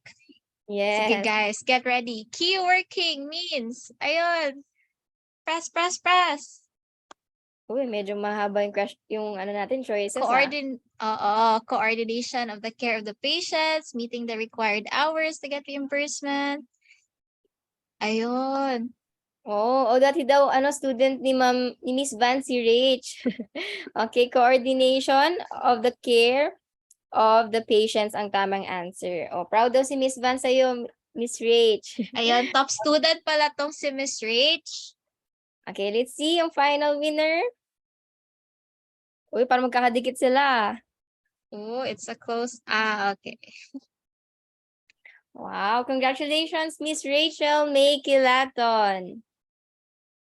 Again, for the winner, please screenshot the proof and final score and message our Facebook group, Master of Arts in Occupational Therapy, 𝘬𝘐𝑑𝑢𝑚𝑎𝑜𝑡. Send us your contact details and your prize to claim your GCash prize. And again, congratulations. Okay, going back to the lecture. Okay, ma'am, you can screen share po ulit your lecture po.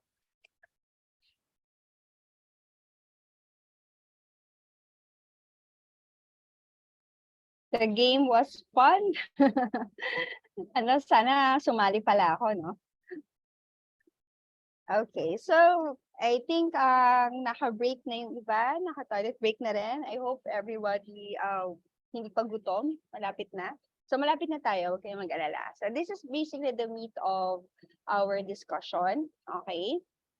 So again, COPE, communications, outcomes, people, explore, and evaluate. Okay, so communication. There is not one clear best practice method of engaging caregivers, as the needs of each caregiver and child are multifaceted and complex. So consequently, best practice approaches will differ from family to family. So you have to remember that. Support, effective communication, continuous feedback, and collaboration are various methods that may engage caregivers, enhance the therapeutic relationship, and promote positive outcomes in the child. So the optimum relationship between caregiver and therapist is a collaborative team with open communication throughout the therapeutic process.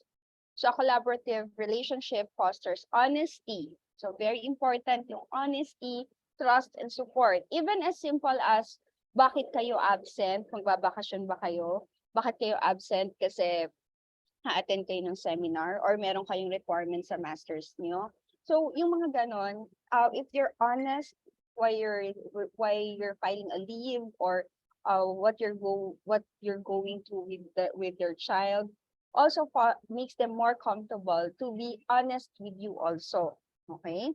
So common collaborative service delivery approaches between families and therapists include home programs, ito, yung mga home instructions, parental education, and direct intervention. So there is this reflective discussion of caregiver and therapist, expectations and satisfactions of their therapy outcomes. So it's important then na from time to time, you ask how are they doing, are some of their expectations are met, are there improvements, are there outcomes, or when I say outcomes, goals yun goals ng therapy. Of if their outcomes ba ay na-achieve na or parang mabagal or parang nag-regress, parang bumalik ba sa dati, yung mga ganon. So you really have to ask them.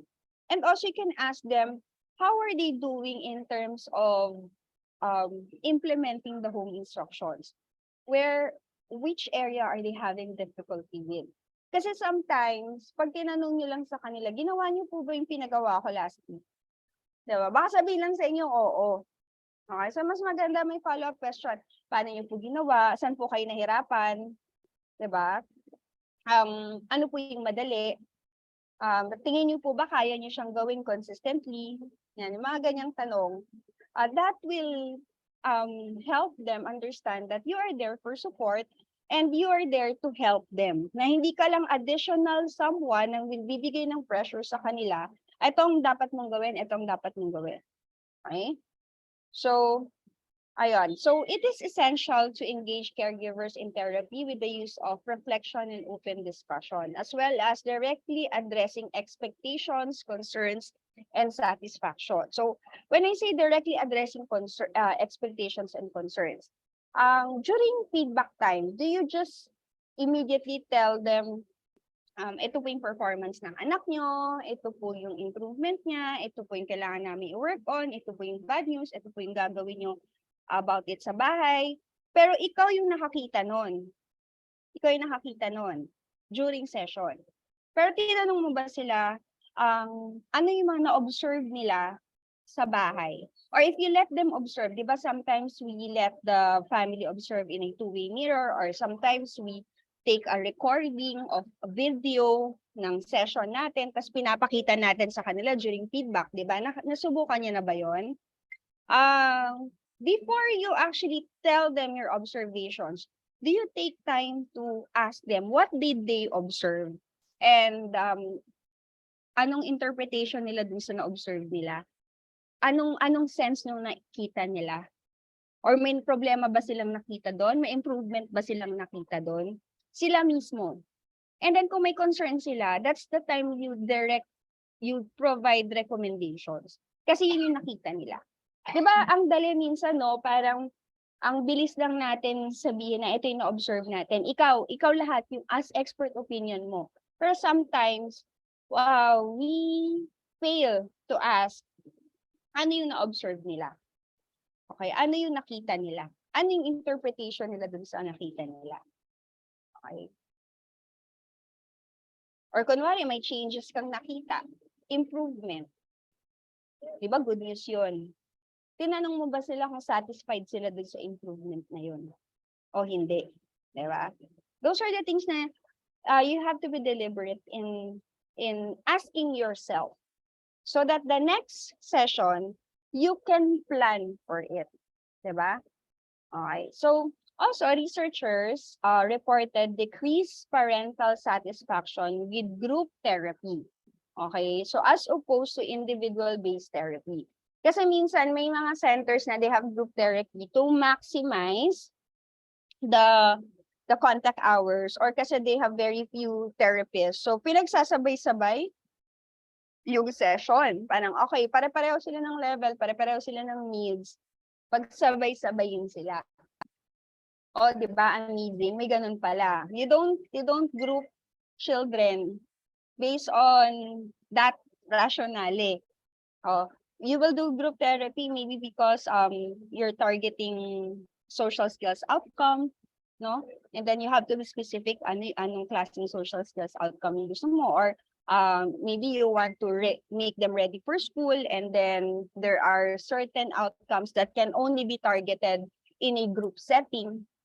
Pero you don't really group them based on, kasi pare-pareho silang may autism, pare-pareho sila ng edad, pare-pareho sila ng pangangailangan, at para makasave ka ng time and ma-maximize mo yung leverage mo ng time and resources, di ba? So yun, I just want to say that kasi I still encounter centers na doing that. Okay. So anyway, so caregivers are not able to develop an alliance or collaborative relationship between the therapists kapag palaging group. Kaya nga be careful din tayo kapag, di ba may mga children na wala na silang one-on-one, nasa group na lang sila. So, do you have enough time with them with one-on-one feedback and conversation during group sessions? Di ba? So baka kailangan maging mas deliberate ka in setting an appointment, different time for them to talk to them. How are they in terms of the outcomes, the progression of the child? Kasi baka during the group session and feedback time during group session, hindi na kayo nakakapag-usap ng maayos. May mga needs na pala sila na bago na hindi na na-address ng group. Hindi naman niya alam na pwede pa pala siya bumalik sa one-on-one. Or hesitant siya bumalik sa one-on-one. Or hindi siya sure na yung current needs pala niya or current needs ng anak niya would require one-on-one session. Kasi ang alam niya, nakagraduate na ako sa one-on-one, group na lang ako. Diba? Or yung iba feeling nila, nag-regress yung anak nila pag binalik nila sa one-on-one. Diba? So yun. So, if you have kids na group na lang, make sure na you set a time to talk to the parents. Now, if you have to have a video teleconference with them so that you can still talk na parang you're with the person na outside ng center, no? You can do that just to make sure na you can still address the needs of that client, no? Do you get what I'm trying to say dito sa situation na to? Okay? So, yun. In the study of Patton and Hatton in 2016, they studied collaborative approach in relation to home programs and caregiver perceptions of the effectiveness of home program. Now, the level of desired caregiver involvement varied throughout. So many caregivers wanted to be involved in the child's therapy program, while some caregivers did not want to be involved at all in therapy. Di ba? Nakaka-frustrate yun for us therapists. But you have to understand that really for them, it demanded too much time and energy. So kaya nga sila nasa atin para sana to solve their problem. 'Di ba? Pero di pa nila masyado naintindihan yung role nila. And some of them, then they understand naman that they have to do home program, but they're just too tired and they don't have the energy to do it. 'Di ba? So saan ka? Saan ka ngayon? So this is something that will reduce your frustration as occupational therapists. Basically, the family, they decide on the participation they want to engage in. You cannot impose. Hindi mo pwedeng ipilit. But make sure that they know the consequences of that. And they understand. Kasi baka mamaya pagbalik nila sa doctor, hindi masyadong nag-improve or mababa lang yung progress ng bata, ang sabihin hindi na-attribute sa'yo.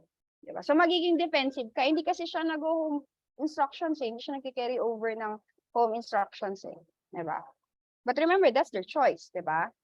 So I had an experience wherein a parent discontinued because she is overwhelmed of the home instructions and felt pressure and cannot keep up. So when I was young at the time, no, I'm a young practitioner at the time. So I thought, ayaw mo gawa ng home instruction, kasalanan ko pa ba yun? But as I mature in the practice, naintindihan ko, okay, I'm still at fault there. Maybe ang focus ko lang talaga is mag-improve yung bata na nakalimutan ko na may iba pa siyang anak. Nakalimutan ko na kailangan pala ng nanay din and tatay ng me time and their time together as husband and wife, no? Nakalimutan ko yun.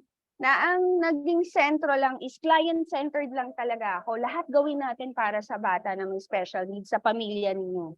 Sa kanya tayo lahat dapat nakafocus. O, posibleng ganun yung aking naging perspective noon. Kaya na-overwhelm yung parent. Kasi I could have adjusted, I could have negotiated the home instructions that I gave. Career pa ako nun, gagawa pa ako ng behavior chart, kompleto talaga, dami every week, meron siyang iti-take home. So, ako din yung na-frustrate kasi hindi niya din ginagawa. Hanggang sa nag-stop siya. Kasi, di na daw niya kaya. Oh, but she, she thanked me naman, appreciate naman niya. Kaya lang hindi daw talaga niya yun kaya.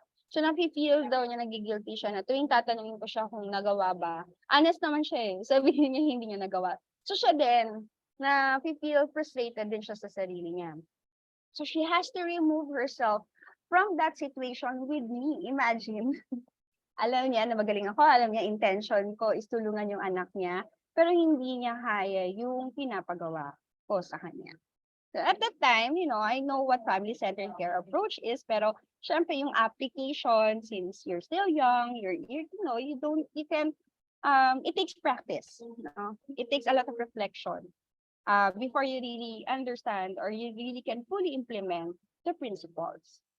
So kayo, if you're doing something na parang feeling nyo you're deviated from the principles, don't beat yourselves. Don't beat yourselves. Kasi as long as you reflect on that, you try to change it, you try to improve it, you try to be more open-minded,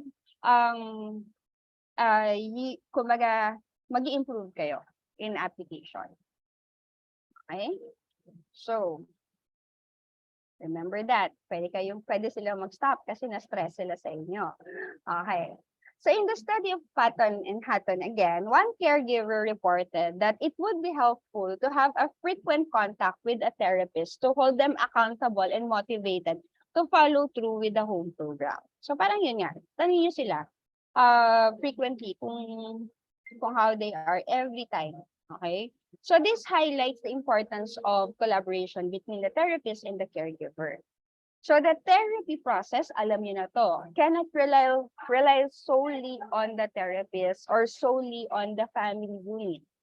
So direct contact between the therapist and the caregiver is required to hold caregivers accountable for their involvement in therapy.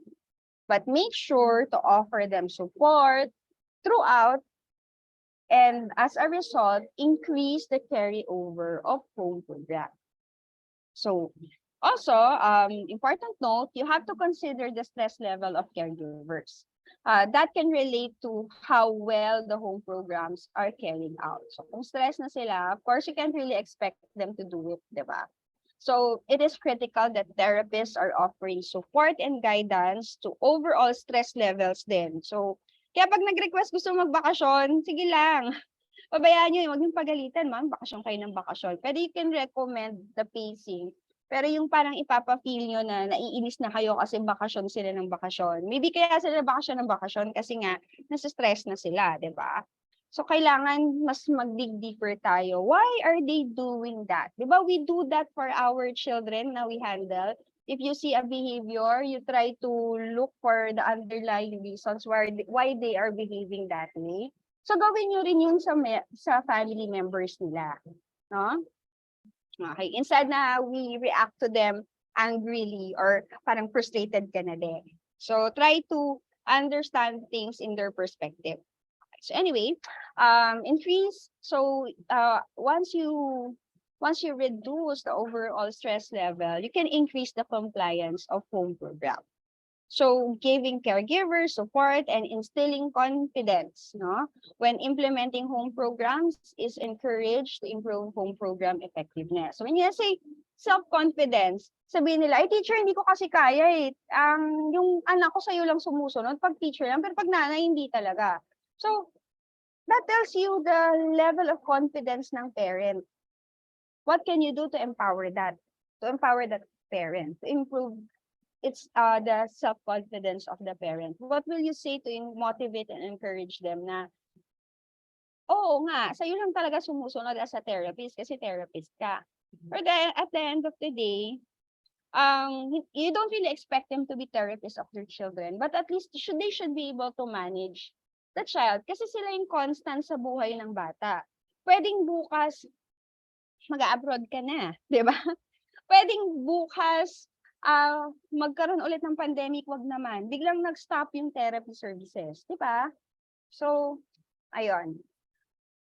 Okay, so I want you to remember now, before recommendations for home program, it is important for OTs to ask caregivers about their daily routine and typical flow of family activities. Di ba we do this during evaluation? Do it regularly, hindi lang sa evaluation. Kasi maybe after 3 months, nag-iba na rin yung routine nila. So this is in order to prevent caregivers from becoming overwhelmed with home instructions or home programs. It is essential to recognize also the family stage of readiness to implement a change in behavior. So if you can see the table below, actually row lang siya. Okay, pwede siyang template ng table ninyo when you do this. So often during assessment, diba, we ask the child's routine. So that is in the column 1, 2, 3. First 3 columns, activities of the child, estimated time, adult companion. Diba usually yan yung laman. Okay. Have you tried to cross-reference it with the other family members? So while kunwari, the child is kunwari, playing, what is the activity of the mom? What is the activity of the dad? Si dad ba nasa office? And then, kung may iba pang tao sa bahay, activity ni lola, activity ni ate, di ba? O, habang nagte-therapy yung bata, anong schedule ni ate? Nasa school ba siya? Ganon. So, if you can add these 3 more columns, or kung ilan yung family members sa bahay, tingnan nyo din ano yung activity nila during that time. Kasi, mas madali yung ma-plot. Ay, okay. So, pwede naman siguro baka ang mag-provide ng activity na ipapagawa ko sa bahay is eto, si ate na lang. Or si daddy na lang. Kasi nasa bahay siya ng ganitong time. Diba? Okay, so you try to plot the schedule of everyone. Okay. But of course, if they're willing to do it, diba? Kasi mamaya, kita mo yung activity ni nanay, ni mommy niya, ang dami pala. Eh, saan mo pa isisingit yung home instructions kung wala kang idea sa routine din ni mommy? Diba? Or routine din ni daddy. Diba? Kahit ba sabihin nila, bibigyan talaga namin yan ng time. Yeah, so bibigyan namin ng time. Pero at least, you have a baseline of their routine throughout the day. So that, alam mo yun, dahan-dahan mo silang mabigyan ng tamang home instructions. Hindi yung ang dami mo agad ipapagawa, 5 agad, di ba? Okay. So if a caregiver is contemplating whether or not they are ready to commit to the extra responsibility of implementing a home program into their daily routine, maybe the overall compliance may be low. Kasi kung kailangan pa nilang pag-isipan. So in order for you to ensure successful carryover, the caregivers must be ready and committed, as well as fully supported by us therapists. So communicating regularly with one family member is one method an OT can implement to ensure a caregiver is ready and fully supported. All right. So if you did the initial evaluation, do you take time to explain the contents of the report? Or you just tell them, okay, read it po and ask me if you have questions. Ganon. Kung walang questions, di ka na mag-explain. Diba? So, you have to remember that caregivers place heavy emphasis on the information provided by you, the therapist. So, ano yan siya? In the study then of Hatton and Panson is that both therapists and family report a lack of satisfaction with accessible information regarding supports and services. So kahit tayo, di ba, kahit sila na frustrate. So maybe we can create that for our clients, yung support. So caregivers state daw a need for both specific and general information regarding their child. General information about their child is usually regarding the initial diagnosis. Like if they were diagnosed with autism, what is it, diba? Kasi sasabihin niya sa'yo, yung ibang autistic nakakilala ko ganito, bakit yung anak ko ganyan, diba? So you have to explain to them what is the diagnosis all about. The symptoms, the effects of the symptoms, common interventions. Kasi minsan may mababasa yan, pag sa autism daw, ganito pala, ganito dapat. Hindi naman yung ginagawa ng therapist ko.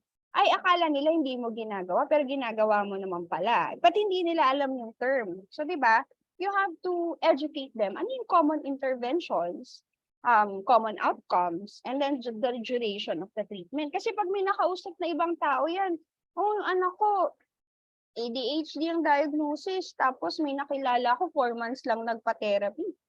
Okay na. Diba? So baka mag-expect siya na ganun din katagal yung sa anak niya. Diba? So bago niya malaman yun sa iba, no, dapat ikaw mismo yung nagbibigay ng information yan. Or, of course, it's also your way of respecting. Baka nag-Google na din yan. You can ask agad during evaluation, Ma'am, have you Googled? Or have you read about autism? Or have you talked to someone about autism or the diagnosis of your child? If wala pa, o di clean slate, ikaw mag-explain. Diba? Pero kung meron na, anong gagawin mo? Maybe you can listen to what they have to say and demystify. No? Kung meron siyang nabasa na parang hindi na questionable yung information na nalaman niya or it's not relevant sa anak niya. No? Okay, and then specific information that you have to give to your clients is that the progress of the child, fluctuations in behaviors, long-term, short-term goals, and various treatment options available. Kasi pwede sa internet, ito yung mga interventions na pwede sa kanya. Ito yung pwedeng gawin ng OT mo, speech mo, ganito, ganyan. Pero ano lang ba yung available sa center, no? Okay, for example, feeding specialist daw dapat yung mag-handle ng ganitong feeding issues. Pero wala nang feeding specialist sa center ninyo. Diba? So what's available for them? So, general and specific information is a component in therapy that must be client-centered, provided in a manner that is understood by the family and devoid medical jargon. Okay, so it takes practice again for you guys. So, hindi lang yung mga speakers or yung mga teachers niyo yung may kakayanan mag-summarize and mag-make things into simple terms, no? Kaya din, even if you're just doing one-on-one individual sessions with your client, you have to practice. Whatever you read medically, you have to translate it, communicate it in a layman's term, no? Kayo, gawa kayong presentation, yung PowerPoint. Ako na-try ko yan dati. Gagawa ko ng PowerPoint presentation to explain SI. Okay? Ang hirap-hirap i-explain ng SI na, na hindi medical jargon yung gagamitin mo. Lalo na nung bago pa akong practitioner. Pero now, it's, you know, through experiences, through practice, through feedback from other colleagues, matututunan mo din siya. So kung di ka confident, you know, ask a colleague or ask your kapatid, brother, or whoever dyan na mag-listen sa'yo. Kung naintindihan ba niya yung pagkaka-explain mo, ano yung sensory integration, ano yung behavior management techniques, di ba? Okay, mas maganda kung DOT para meron kang feedback na kung naintindihan ng layperson yung pagkakasabi ko, baka maintindihan din ng parent, no? Yeah, that's one technique na you can do to improve your way of communicating the techniques that we do na medyo medical yung approach or maraming jargons to people na they don't share the profession that we have. They don't understand the terms that we know. Diba?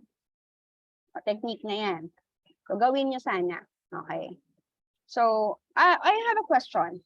What do you talk about during feedback? Is it the child's current performance, improvements, regressions, or do you directly address concerns? Okay. It is actually challenging to predict how much information to share. The OT must understand a family's priorities and their readiness to assimilate information about the child's needs. Huwag nyo naman silang i-overwhelm ng information, no?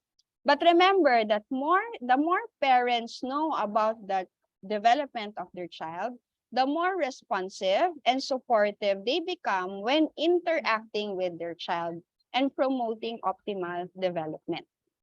Now, maybe you have to plot, lalo na pag bago pa yung patient sa inyo, you have to plot like session 1, ito yung i-explain ko about the condition. Part siya ng feedback time ko. Session 2, ito yung i-explain ko about the interventions available. So, hindi nyo kailangan lahat ilagay na, lahat i-explain yung general information and specific information in one session. Because believe me, hindi nila ma-absorb. No? Okay? Now, when trying to understand the family's readiness to accept information, the OT must be prepared to actively listen, observe, and be flexible. Pag nakikita nyo parang, ano na, may blank stare na yung parent. Clue na yun sa inyo to stop, di ba? Or slow down, di ba? Or, oo na lang siya na, yes po, oo. Naintindihan niyo po ba? Oo, naintindihan ko. Pero hindi talaga niyo naintindihan, di ba? So you must be aware of how much information to provide. So it is crucial for OTs like us to remain humble, not assume they have more knowledge or we have more knowledge about the child than the caregiver, respect the family unit and empower the caregiver, or make recommendations for the child's care na carefully thought about. Okay. Okay, part pa rin ng communication. It is important for OT practitioners to include all caregivers when communicating about the child to ensure that information is transmitted accurately and reduce the burden of one caregiver to transmit the information. Nasabi po ng OT niya, ganito, ganyan, sabi sa asawa. So if it's possible naman na sumama yung parent sa feedback time. Like I have a client now na nasa Singapore yung daddy. So, buti na lang, nasa Singapore lang siya, halos same lang yung time zone. So, when I give feedback to the mother, naka-messenger call yung daddy. Kasi hindi ako nagpapa-record unless iba yung time zone. Pero if the other parent na nasa abroad can be with us online through phone call or messaging app, live na lang. Para kung may tanong siya, immediately matatanong niya ako. Hindi yung sasabihan niya pa yung asawa niya. Tanungin mo nga si Teacher Van kung ano to, kung ano yan, para direct. 'Di ba? So, may chance naman na kausapin ko yung other family member. Ba't hindi ko na lang isama, 'di ba? Okay. So, kasi often miscommunication happens and sometimes can cause grief or displeasure towards the therapist because the information delivered may not be accurate or iba yung pagkaka-deliver, di ba? Minsan, may kasama ng frustration yung nag-deliver. So, magre-react negatively din yung partner, di ba? So, yun. So, I also have a question. Do you communicate with your client outside feedback time? Diba? Common practice yung feedback time natin. Do you communicate to them outside feedback time? Or strict ka lang? During sa time lang po ng page ng child nyo, dun ko lang kayo kakausapin. Pero meron din kasing iba abuso, may group chat with all the family members, tapos kahit alas 10 ng gabi, may tinatanong. Syempre set din ang boundaries. Pero, yun nga, hindi naman masama na you can talk to them outside the feedback time, lalo na pag hindi enough yung time. Kasi minsan, di ba, feedback time, 15 minutes lang kasama na yung notes doon. Tapos may next client ka na. So, hindi nyo natatapos yung usapan. So, sometimes, akong ginagawa ko, to be continued. Kung lalo na kung once a week lang, sasabihin ko yung parent, pwede ko po kayong tawagan mamaya, usap tayo after clinic hours. So, or 6 to 7 po, pwede po ba? Ganyan. So, usap kayo, di ba? So, I had experiences then also where my clients email me and would ask to call me, which from the start naman, I told them na they can talk to me after clinic hours. Or if they have questions, they can just text me. Mag-reply lang ako kung kailan ako may time. Minsan matagal lang ako mag-reply. Kasi sometimes nga, feedback time is not enough. So, I did have some clients where I set a different time to talk to them and not during sessions. Like, I have one client before na 2 times a week, tapos, kasi siya marami siyang issue. So, parang meron ding high anxiety level yung parent. So, kulang talaga yung 15 minutes namin. So, nangyari, sumusobra ako. So, late ako palagi sa next kid ko. Okay.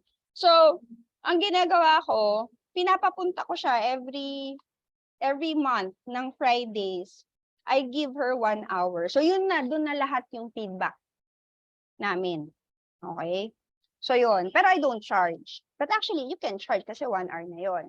Pero yun nga, yun lang naman ako. And you have the option to do that. Diba? So, yun. So, now, if kunwari, informally tumawag sa inyo, or, Teach, pwede ba ako tawag? May concern ako.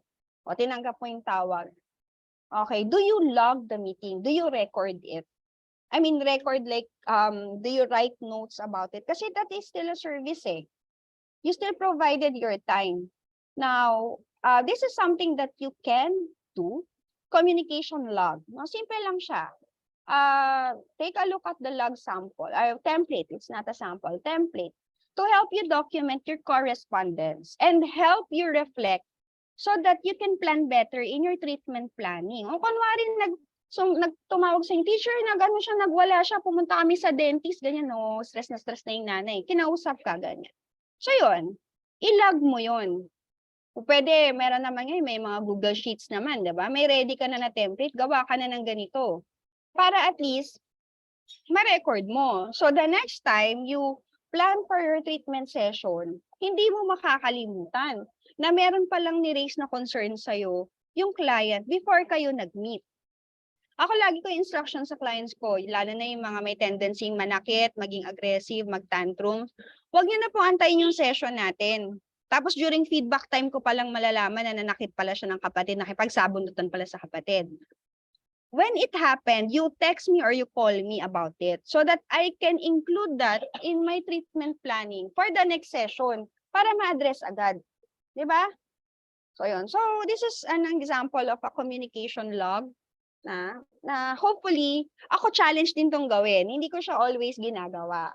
Pero, this is something I think worth sharing to you guys and something concrete that you can apply as a principle of family-centered care. Okay? It's not only important for therapists to collaborate and communicate with caregivers. It is important, just as important, for therapists to collaborate and communicate with other family members of the child's multidisciplinary team. So this team, alam niyo naman yun, may consists of practitioners like speech pathologists, physical therapists, teachers, and most importantly, yung caregivers, di ba? Communication is essential in regard to OT in the clinic setting in order to transfer learning from one therapeutic setting to school, to home, and other settings. So this transference of learning goes hand in hand with continuity of care. So continuity of care is stated as major concern for both caregivers and therapists.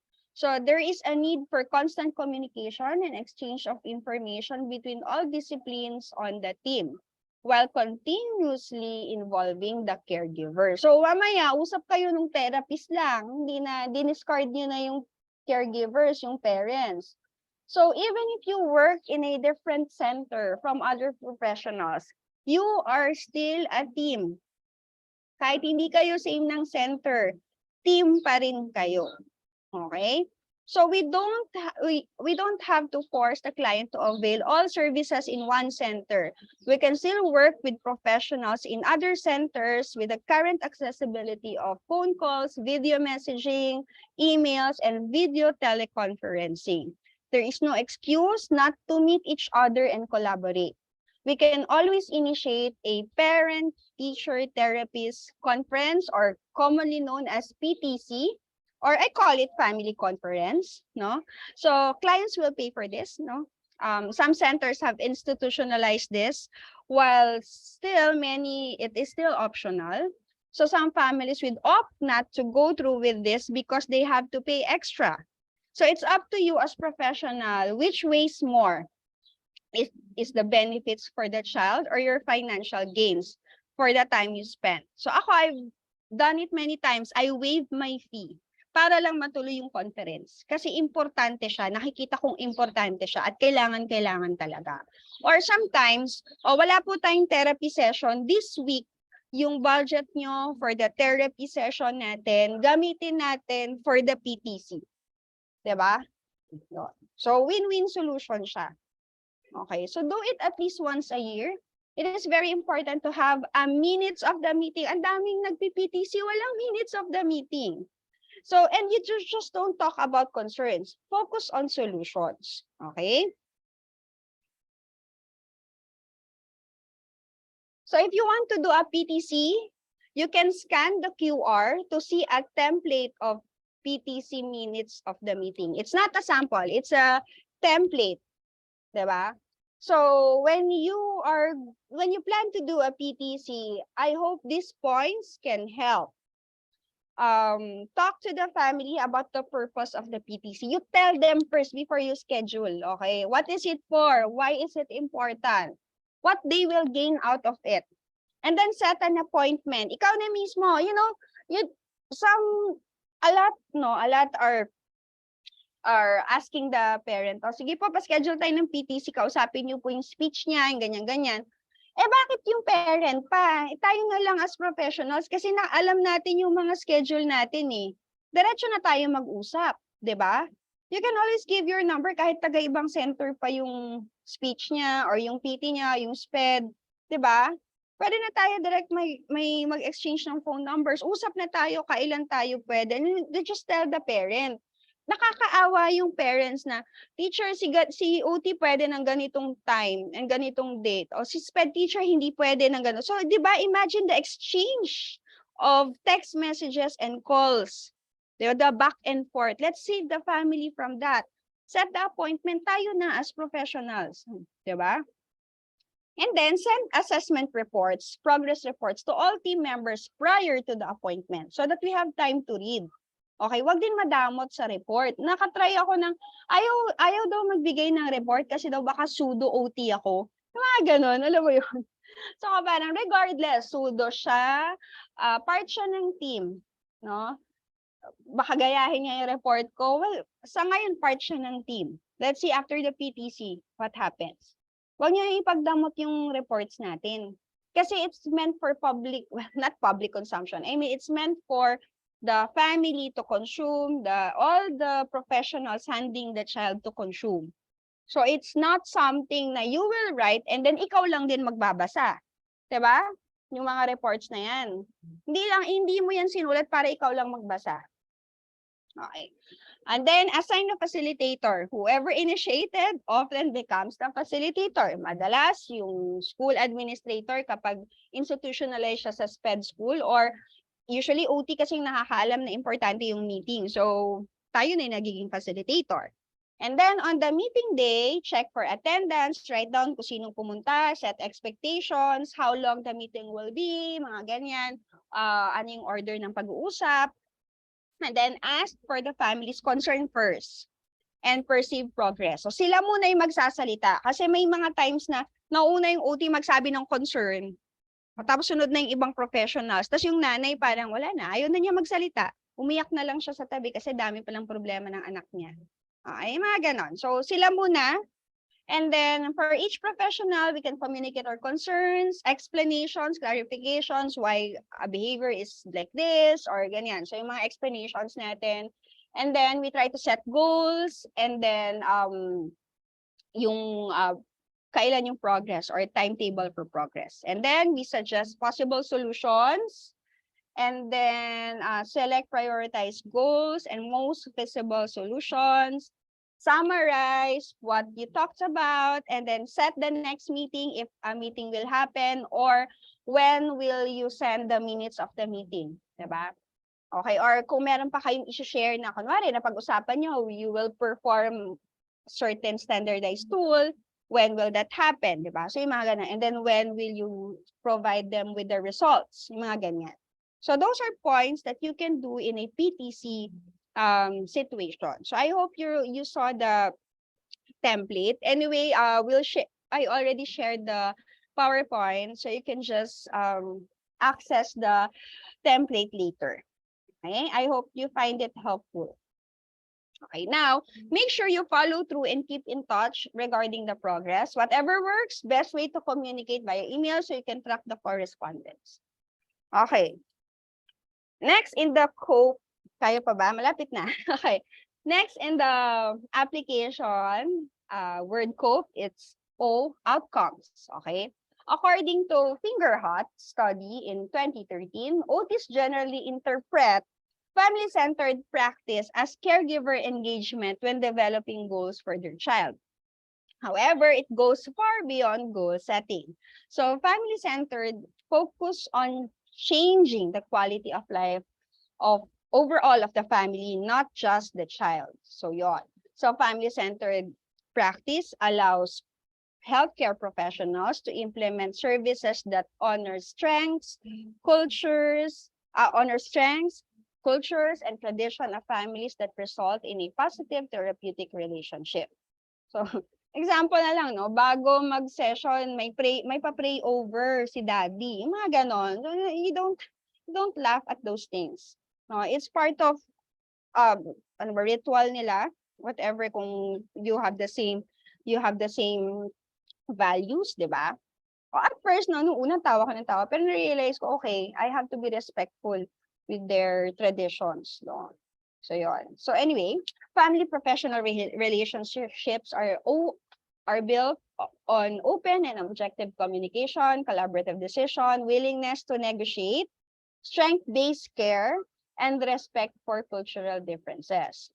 Although the clinical expertise of the therapist, as therapists, is very important, therapists need to keep in mind that the caregivers know their children best. The best way to promote engagement of a child with a disability is to incorporate the caregiver throughout the therapeutic process and to promote carryover to the natural environment. In 2010, in the study of 𝘧𝘰𝘭𝘠, parent satisfaction with services seem to be directly related to how family-based they are, while good flow of information, respect and the support of professionals are highly regarded by parents. Not only does family-centered care allow the parents to feel more in control of their child's therapy, additional benefits include, yun nga, reduce stress, reduce conflicts, and improve overall condition. So, in the light of increasing amount of evidence regarding the importance of family unit and family-centered care practice, it is critical for therapists to trust and utilize caregivers' insights while continuously involving and engaging them in therapy.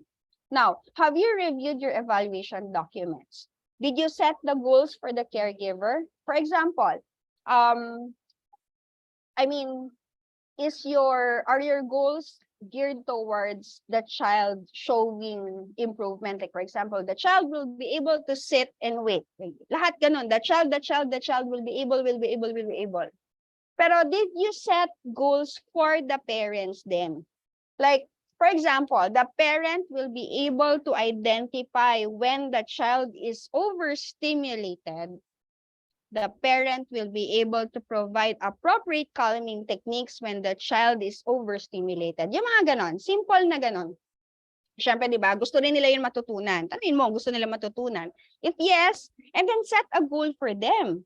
You set goals, you set outcomes also for the caregivers. So you can justify your parent education, your demonstration to them and allowing them to do return demo, di ba? So set goals for the family. Like also, the family will eat a meal together. May mga ganon. Okay. So I hope naging malinaw yun sa inyo. Kasi ang family-centered care is child and family. So establish outcomes then for the family. Okay? O sa kapatid, yung mga ganyan, siblings, no? Samahan nyo sila. Samahan nyo ng goals for them. Okay? That will help support the child with your handling. Okay? And then, include in your treatment plan, there is a coaching session. So why do you try to educate and train the parents of, for example, behavior management technique? Do you want them to carry over only? Isn't it that the parents and caregivers are clients too? So are the parents too dependent on their therapist? Can the child generalize skills in the center at home with their family? Di ba common problem to? Sa center lang, sumusunod. Sa bahay, hindi. So maybe you have to work on the skills of the family, the handling skills of the family members.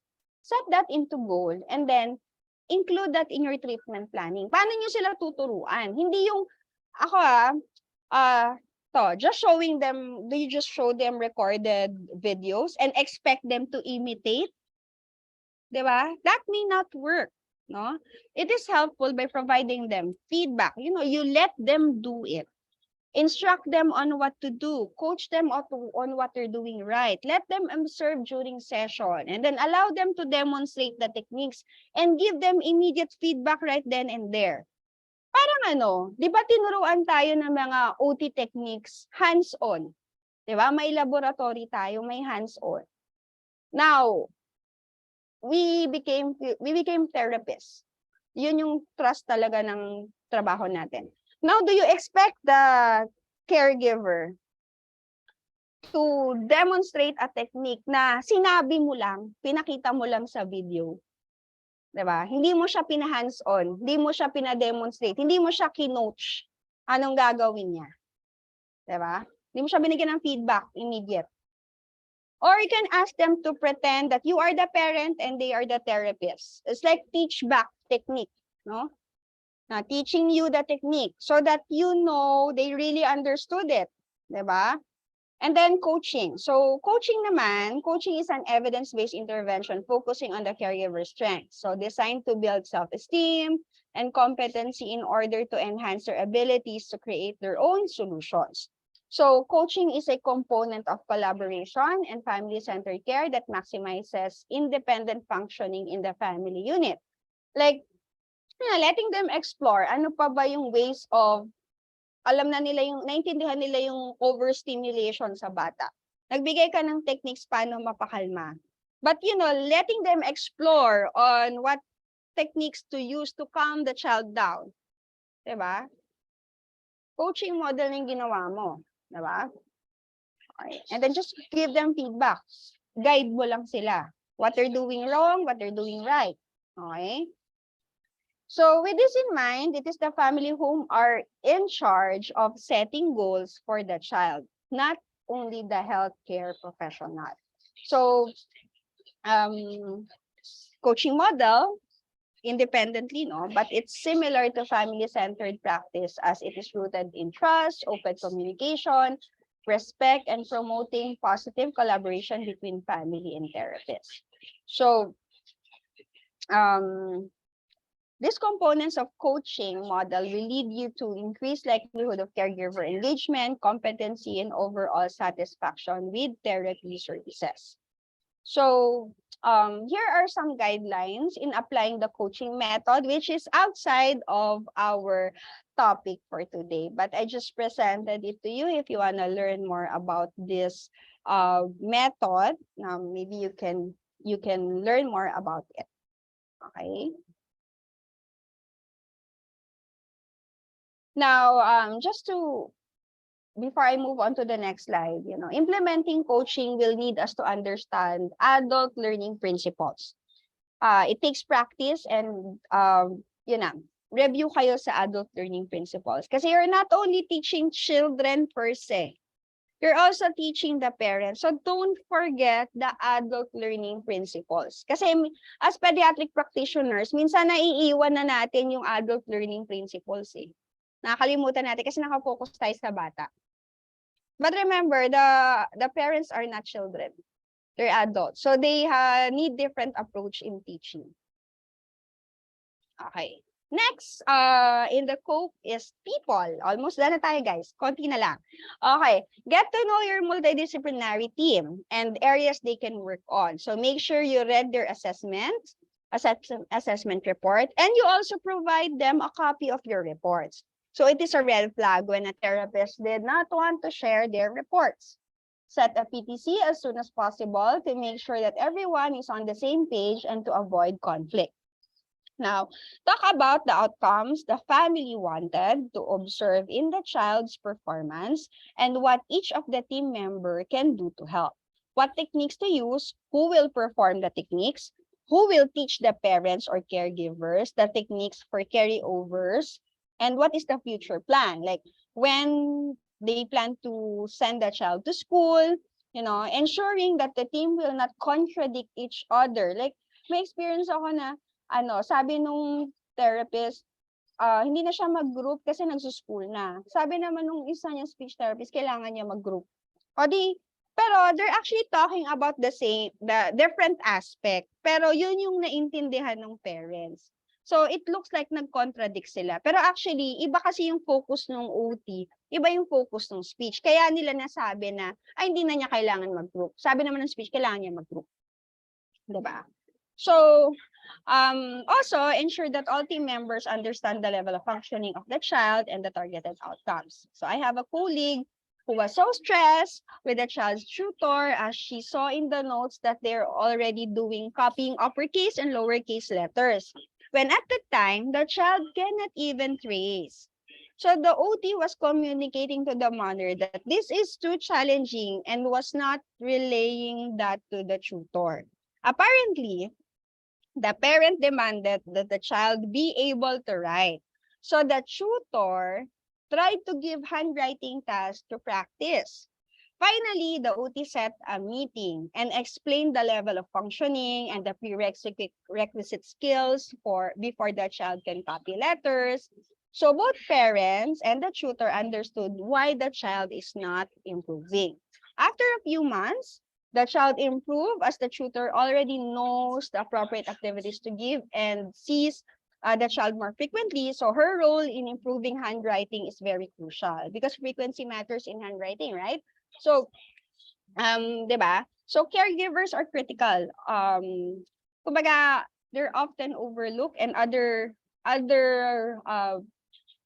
professionals, role nila sometimes question natin, pero actually they can be useful in the achieving outcomes. Pero we just have to like talk and understand where each professional is coming from. So importante talaga yung meeting. Okay? So yun. So, and also remember, when you set the meeting again, yung caregivers, yung families, let them speak during the meeting.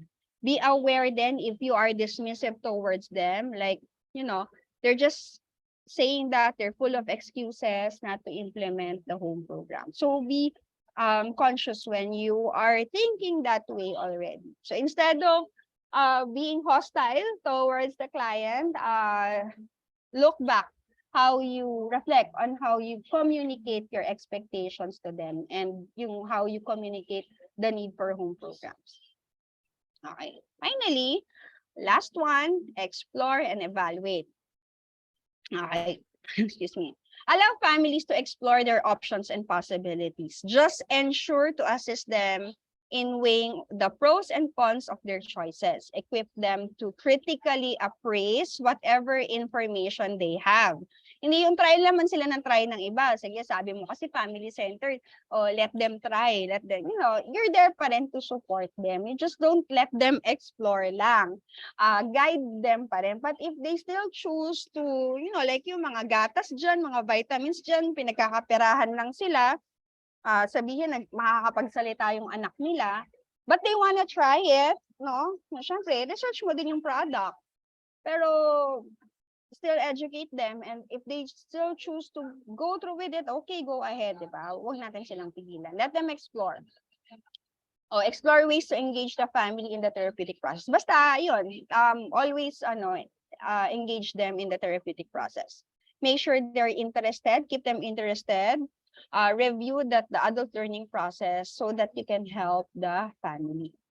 Now, make sure you have a process of evaluation for the services and for the client experiences. It's not enough that you feel like they are happy and contented. So it is best that you have a basis or you have a way of documenting it. So for the clinic owners na nakikinig and administrators, this is an example of a self-appraisal form or a performance evaluation of a therapist. So, maraming categories yan, di ba? So, ito part lang siya nung ginawa ko. So, include family-centered care principles. So, ito siya in the category. So, it's best that you allow the therapist to rate himself. And then, if you have a clinic supervisor or you, the administrator, ikaw talaga yung hands-on na nag-o-observe, i-rate mo din siya. And then, you can meet and talk about the results. So this way, the service provider, may it be an OT, speech therapist, or PT, can be more deliberate in choosing, kumbaga, they can be more aware where they are at and be more deliberate in choosing to apply family-centered care principles. So alam din nila yung level of satisfaction ng clients nila. Ayun pala yung performance. Ito pala yung client satisfaction. So dalawa yung kailangan mong gawin. Actually, ako tatlo eh. Yung appraisal form, yung sila mismo, and then ikaw, dalawa niya. Pero one form lang yon. And then the client satisfaction or feedback form. So, dalawa yan. Ikaw bahala kung gusto mo pagsamahin siya. Pero client satisfaction towards the therapist and client satisfaction towards the center. Yon. So, may time na you can actually ask the parents to rate. Kunwari, may dalawa siyang therapist sa center mo. So, dalawa. Tag-isa. So, kumbaga, i-design mo yung, may mga client feedback form kasi na we'll talk about the therapist, pero dalawa or tatlo yung therapist niya sa center na yun. So, hindi mo alam kung sino yung sinasabi ng parent, di ba? So, it's better na really ask them to rate their therapist. Although, syempre, alam mo naman Pilipino, may tendency yan na puro 5-5-5, highest agad. So, may ganun, di ba? So, mas importante din na i-pace mo when you will ask them to rate the client, rate the therapist. So, baka mamaya, tatlo agad na form ang pinasagutan mo sa kanila or dalawa na form, tatama rin na yan. Ang tendency niyan, highest score lahat.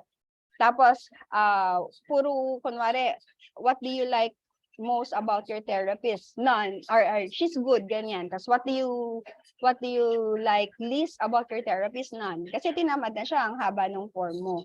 Diba? So yun. So these are just examples, no? Now, yung mga therapists, hopefully, if your center have this client satisfaction forms, feedback, client feedback, wag sumama yung loob, no? Part yon ng admin na i-assess kung how effective and how effective you are in the perception of your clients, no? And kung satisfied ba yung clients natin. Okay, it's for your own good din. It's for our own benefit din. Hindi yan to just criticize us. It is meant to improve our our craft as therapist.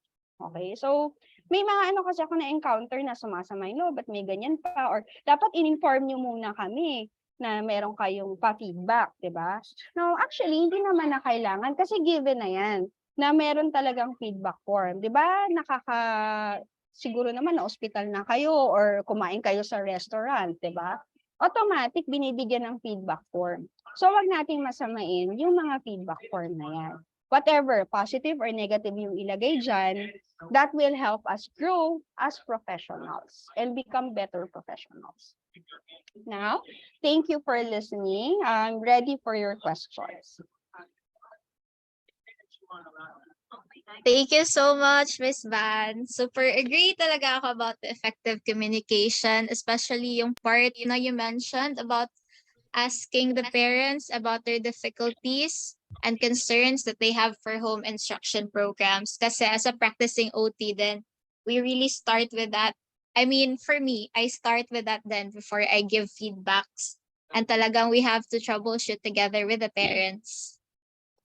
Yes, that's right, Karine. And very helpful din yung mga binigay ni Miss Van na satisfaction or feedback forms to improve our service nga. Also, yung routine table din na in-example ni Miss Van kanina, very helpful din during our evaluation, no? Kasi this will be our basis to see the schedule or routine of everyone na kasama ng client natin sa bahay. So with this, we will be able to give them the right amount of home instructions. Also, Karine, yung isa pang tumatak sa akin na importante talaga is malaman yung observation ng mga parents ng kids natin. Kasi once they have concern, that's where we enter, di ba, and take action. And it's really important to develop and maintain an open, trusting, and committed relationship with the parents, as this is our foundation of an effective intervention, di ba? So again, thank you so much, Miss Van, for your fruitful discussion. And I know for sure ang dami rin natutunan ng viewers natin ngayon, at dahil sobrang eager nila mag-learn at interested sila, may mga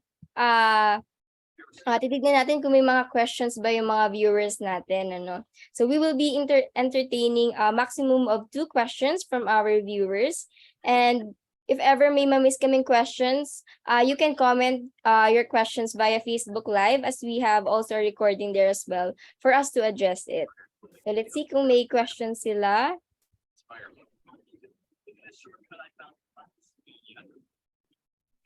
Oh, it's okay po, Miss Van. Very naman po, very informative yung discussion nyo. Sobrang dami po talaga namin natutunan.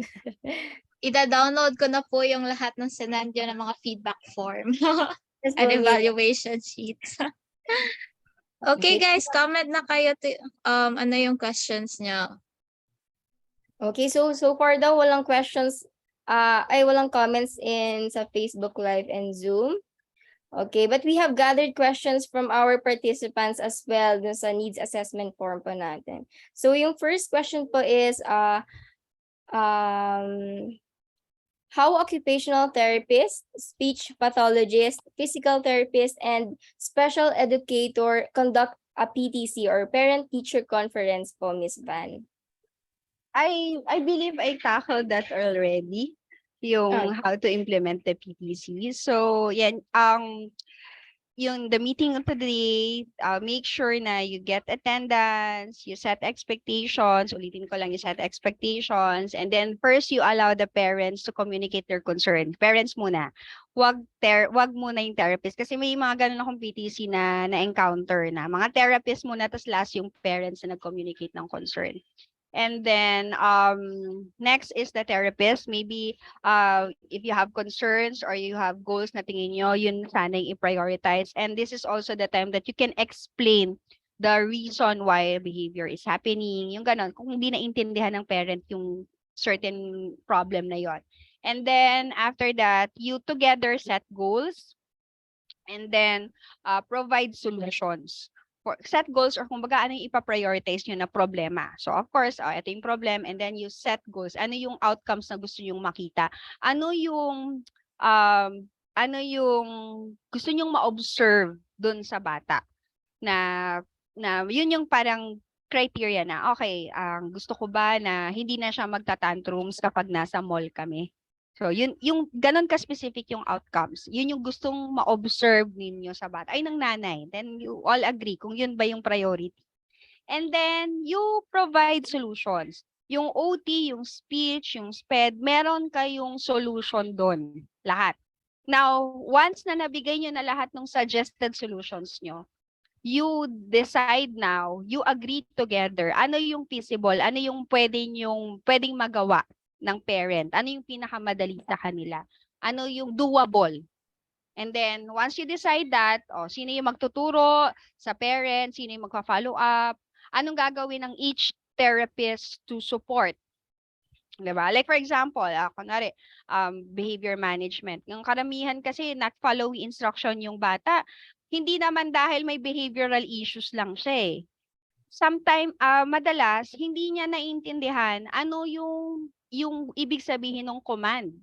So if that's the case, the speech therapist can actually address that certain behavior. Kasi, pwedeng language-based yung gamitin nyo para ma-address yung problem. Hindi lang siya, like for example, sit down. Hindi siya nagpa-follow ng sit down. In the first place, naiintindihan niya ba ano ibig sabihin ng sit down? O, diba? O mamaya yung SPED niya or speech therapist niya, ang concept na tinuturo, colors or whatever. Pero yung mga basic commands, hindi. Diba? So, yun yung tinatry ko na sabihin. Na lahat may contribution to a certain outcomes. Hindi porket sinabi mo behavior ang problem. OT lang yan. OT lang ang magaling dyan. Tingnan nyo muna ano yung reason bakit certain behavior is happening, then you provide solutions, and then you agree ano yung best solution for that. Ayun. Tapos, of course, in minutes of the meeting, importante, after the meeting, send everyone the minutes of the meeting. Tapos, you set also when are you going to meet again, or when are you going to follow up certain techniques or certain assessment na nag-agree nyo. O sige nga po, para ma-rule out natin kung SI ba talaga yung sensory integration problem ba talaga yung reason bakit ganito siya. Okay, I will do sensory profile. So kailan mo yan gagawin, kailan mo sila sasendan ng result. Yung mga ganyan. So, yun. That's how you do it. Okay po. So thank you, Ms. Van, for your answer po. So we can really see how conducting an effective PTC with the parent can boost family involvement as well, and also to help promote positive outcomes for them. So by consulting nga po, sinabi ni Ms. Van, by consulting with the parents and other professionals like speech or PT, we were also able to learn from them. And as a one team, we improve our clients' strength, needs, yung behaviors nga, and of course, their learning styles. So thank you po, Ms. Van, for answering the question. Ayun. For our next question, ito is very loaded, Char. Nagmamatch siya sa name title ng program natin ngayon. So for our next question, Ms. Van, have you encountered a situation where there was a conflict with another professional that was also assigned to your client? If so, how did you handle it? Okay, of course. Lahat tayo, halos lahat naka-experience. Siguro kung 1 year ka lang o 2 years ka pa lang sa practice, hindi pa. Pero kagaya ko na seasoned na, medyo madami na akong encounters. No? Okay, so I have this one encounter na medyo older OT siya. OT, pareho kami OT. Older OT. And then during the PTC meeting, she overemphasized her techniques, and then sinabi niya na ito yung tama. So she was talking about approach request. No, so letting the child approach and then request. So parang yung give me pag may kailangan, para hindi siya mag-tantrums. Now at the time, ewan ko ba't hindi ko alam yung tawag dun sa approach request. So parang 2 years pa lang ata ako nagpa-practice doon. So pero it's named differently for me. So during the time, I learned something, pero she didn't have to shout at me and make me feel na I don't know what I'm doing. No? So what I did was I just, let everyone talk. No? Kasi I was focusing on another goal kasi. So that's why hindi na ako nag-work on dun since sinasabi niyang approach request. Kasi when I saw her notes, yun kasi parang we have the same notebook. O kahit ibang center siya, dun pa rin ako nagsusulat sa notebook, OT notebook. So para makikita namin yung ginagawa namin sa isa't isa sa bata. Hindi ko na siya tina-target kasi tina-target na niya and mas madalas din yung bata sa kanya. So the mom is talking about something else. So sabi ko, I'll just focus on this. So yun. Ang mali ko, hindi ako nag-initiate to talk to the therapist na ang gusto pala niya, increase frequency for that kind of technique. So so that could have been prevented na hindi na siya dapat nagalit sa akin, di ba? So parang kung feel niya na, itong OT na to, hindi niya ginagawa yung to, sana nag-initiate na lang din siya to talk to me before the meeting. Or hindi na kailangan patawag ng meeting. Nakita niya na parang feel niya mali yung ginagawa ko, dapat kinausap na lang ako. Dapat tinawagan na lang niya ako. Or hiningi nga yung number sa nanay ng bata para makausap ako. Hindi yung pinaabot niya pa ng meeting, nag-build up yung frustration niya, tapos ako yung inattack niya during the meeting. No. So what I handled, I just let her, shout at me. I let her finish. And then, saka ako nag-explain. Sabi ko, I told her na my apologies. I did not understand that was your expectations. It was not communicated to me. Pero gigil na ako noon. Inis na ako noon. As in, but I tried my best to be as professional as possible. And then, I focused kasi on the EDLs, self-care. So, doon ako nag-focus. Kasi nga, I saw na you were doing it more often. So parang I feel like the other areas na, hindi mo sa nakakalimutan. I just, ano ba yung term na ginamit ko? Nakalimutan ko ka. Basta parang feel ko hindi nabibigyan ng time. Hindi nabibigyan ng focus. So, yon. So sabi ko na lang sa kanya, so from now on, we'll just decide na gagawin natin to every session, o how much time will I spend for the approach request na gusto mong mangyari. Hindi naman ganun pagkakasabi, pero sa utak ko, inis na ako. How much time? And then, I think kasi importante din na we train the child to perform self-care activities. So, can you try to also give time, or ako na lang ang mag-work on dito, tapos ano yung gusto mong i-work on na iba? Ganon. So, ano na lang, role-taking na lang kami in terms of what areas, kasi madami namang areas of occupation. Tapos we just agreed anong klaseng behavior management technique yung gagamitin namin, and then what sensory stimulation we will give. Okay, so yon. So, parehong UT yon. I also encountered other professionals. So, sige, pwede ba akong magsabi ng ABA, no? So, madalas nating ewan ko, marami akong nababasa na sinasabi nila mas effective daw yung ABA, lalo na sa autism, yung UT, puno yung evidences, ganyan. So, hindi na natin yung kailangan mag-engage sa ganyung mga usapan. So, if the team has an ABA with the team and then may UT, we can just talk. Ano yung approach natin in terms of behavior management? Kasi there can be two approaches. Pwedeng yung discrete trial training na mas magaling talaga sila doon, or we're gonna do SI. So before you decide, you explain muna bakit kaya SI base yung gusto mong i-lobby as an OT, di ba? During the meeting, binibenta ko na SI yung reason bakit siya ganyan. as sensory integration yung reason. So this and this is my assessment. Kailangan mong pakitaan ng assessment result. Diba? And then usually with SI, you provide the simulation and then you expect an adaptive response. If it's effective, one stimulation and then result siya in an adaptive response. And then that's it. That's right. Diba? You're doing the right thing. Kailangan mo rin yung ipakita. Kailangan mo rin yung sabihin. Diba? So parang if they didn't buy it, the team did not buy it, they wanted to go with what the other professional said na ito, mas gusto namin itong gawin, hindi na tayo mag-SI. Well, yun yung na-agree ng team eh. Diba? So, good. Well, naging successful ako in selling the point. So, hindi na kami nagkaroon ng conflict nung EB. Naintindihan na niya. So, mas nag-focus na lang siya in other areas. So, nag-agree kami na in terms of behavior management, we'll do the sensory-based approach. And then, pag merong certain behavior na gagawin yung bata, na we will do reprimand. Ganon. Na yung technique na sinabi niya. So, ganon. So, nag-agree kami.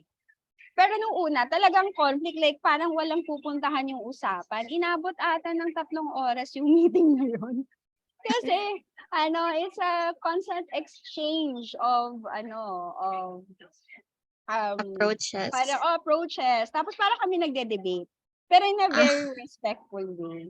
Kasi at that time, medyo matured naman ako sa practice. So, hindi na ako mapagpatol. Pero dati, syempre, naranasan ko din yung parang gusto mo na mag-walk out, nakatry ka na din na nag-escalate yung boses nyo, ganon. So, may ganon eh. So, pag ganyan, stop ka na. Mag-ano ka na. If you're really trying, yung nakikil mo na sa dibdib mo na parang, wait lang, kailangan manalo ko sa discussion na to. Ganyan.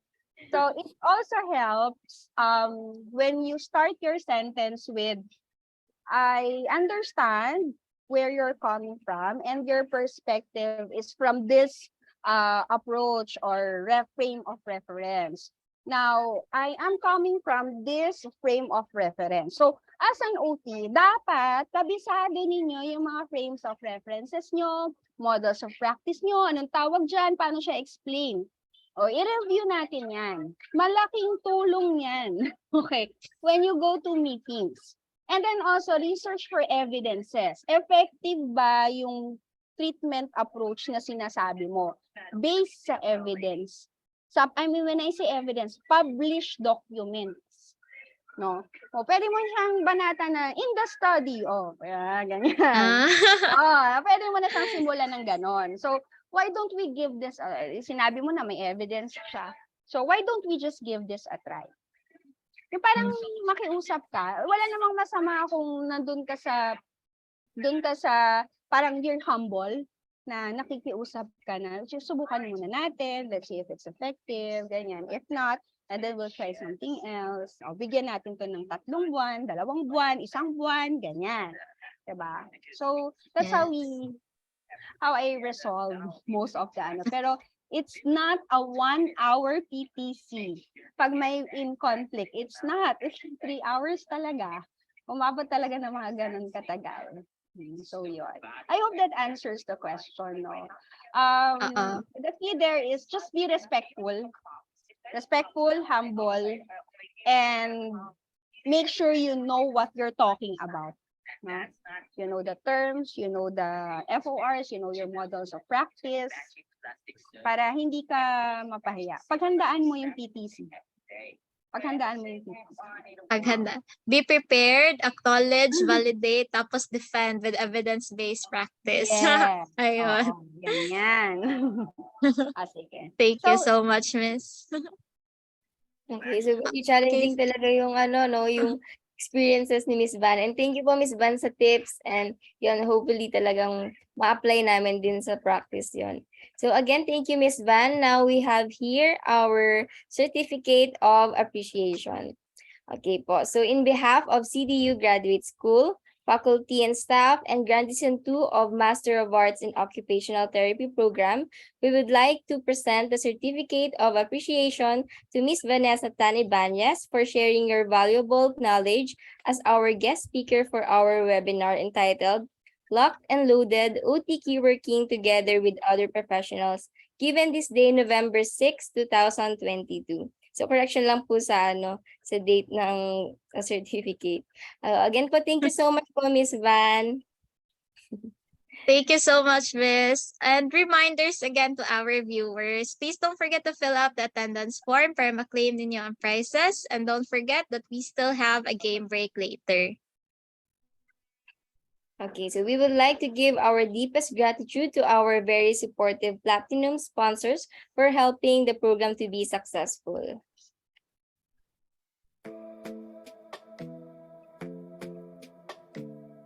For our Platinum sponsors, Friends Therapy Center, the company Cebu,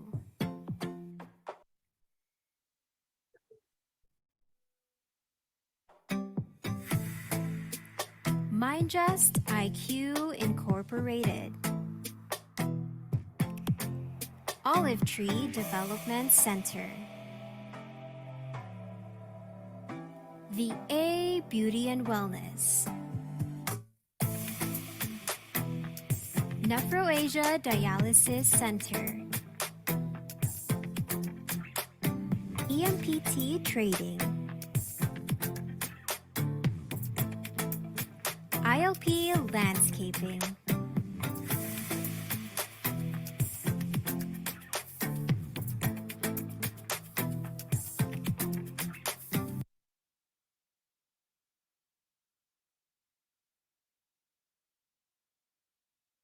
Ayun, for the most exciting part, guys, we will be having our raffle already. Okay, guys, so we just like to remind you that you must fill up the attendance form, as this is our basis to claim your grand prize. Again, the prizes that awaits the lucky winners are the following. The first winner will win 1 shirt from Anesto PH. The second, third, fourth, and fifth winners will each get a 200 peso worth of GCash, and the grand winner will win a 500 peso worth of GCash.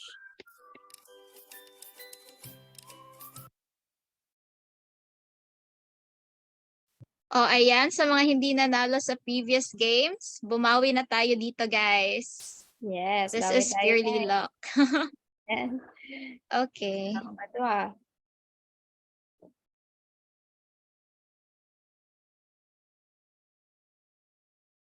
Mag-drum roll ba tayo, Karine? On the count of 3 ba to? Okay, we will spin the wheel on the count of 3. 3, 2, 1.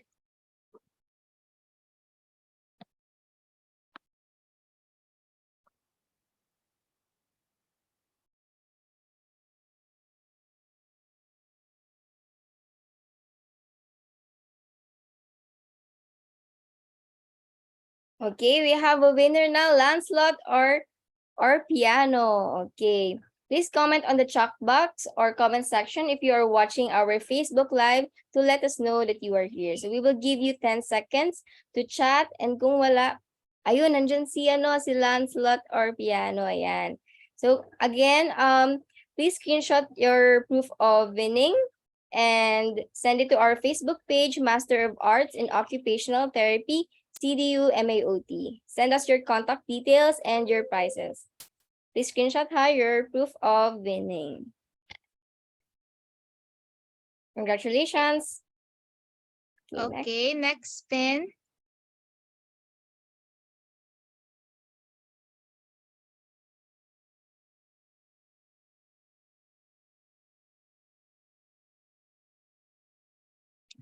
Congratulations, Tini. Are you here? We will be giving you 10 seconds to comment or chat. If andito ka pa. If andito ka pa. Is Tini here? Okay. Let's wait for her.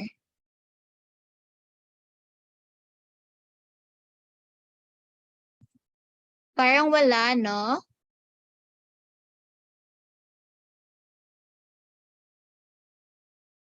Sa Facebook wala din. Okay. Okay, let's spin again. This is for the second prize ulit, guys.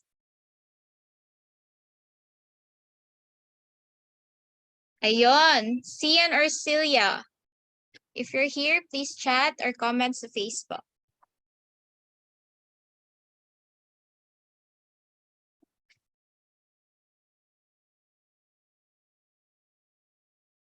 Okay.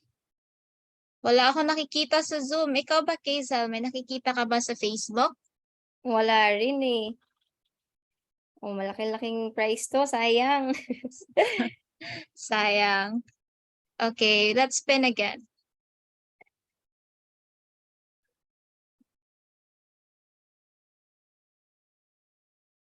Okay, this time it's Victor Joshua. Is Victor Joshua here?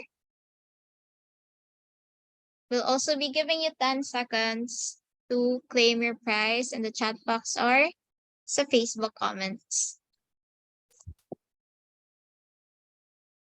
Nandiyan ba si Victor?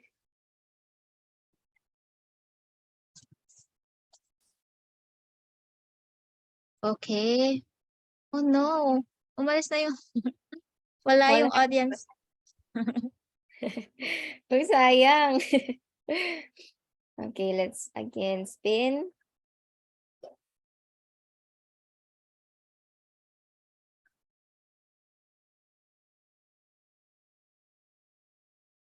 Okay, congratulations. Yarale. Okay, congratulations, Yarale Arkiza. Are you here? Guys, sa second prize pa to. I think. Second prize pa ba to, Kaze? Oo, second prize pa lang. Oo. Ang daming opportunity na mapili sa sa wheel. Nandiyan ba si Okay. Yarale? Wala pa.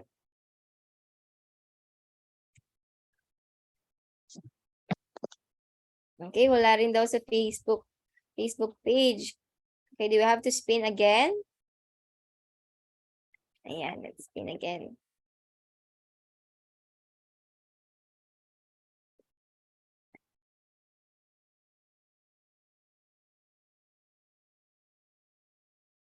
Okay, congratulations, Katrina Daklan. Nandito ba si Katrina?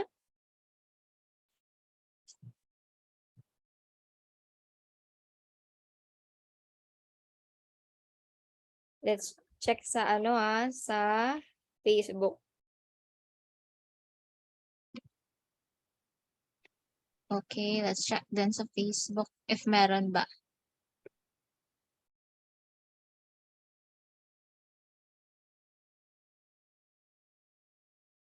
Okay, Ayun. so Nakita mo ba, Case? Parang wala, no? oo, parang nawala si Katrina. Okay. Okay.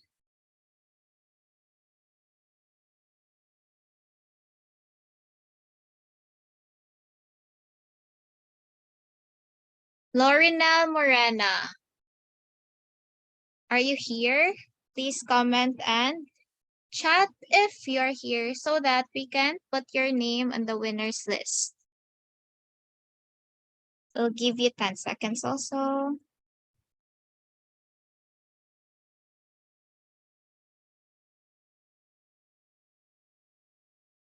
Okay, pag wala pa rin, we will have a last spin na lang for this second winner ba?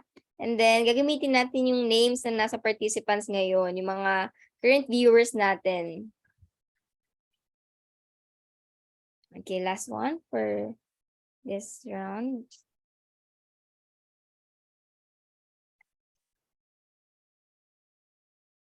Ayun, si Erica Damaso daw. Congratulations, Erica. If you're here, please comment and chat. And also to address Mr. Lance's question, you comment po what you won. For si Mr. Lancelot ba yung nakawin ng shirt from Anasto PH, Hazel? Yes, siya yung first winner. So again, Oo. please send na-screenshot mo ba yung proof of winning? Please send us to the Facebook page na lang. Okay, ayun. Parang wala din si Miss Erica Damaso. Is she in Facebook? Okay, i-refresh ata natin yung wheel natin, no? Sa ano na lang natin, sa mga current viewers. Okay, let's give time to refresh the wheel then for our tech team. So ayun, Kazel, no? Ang dami nating natutunan today and I hope talaga maraming manalo na this time. Will Yes. be, will Sayang be, naman will, ang mga prizes.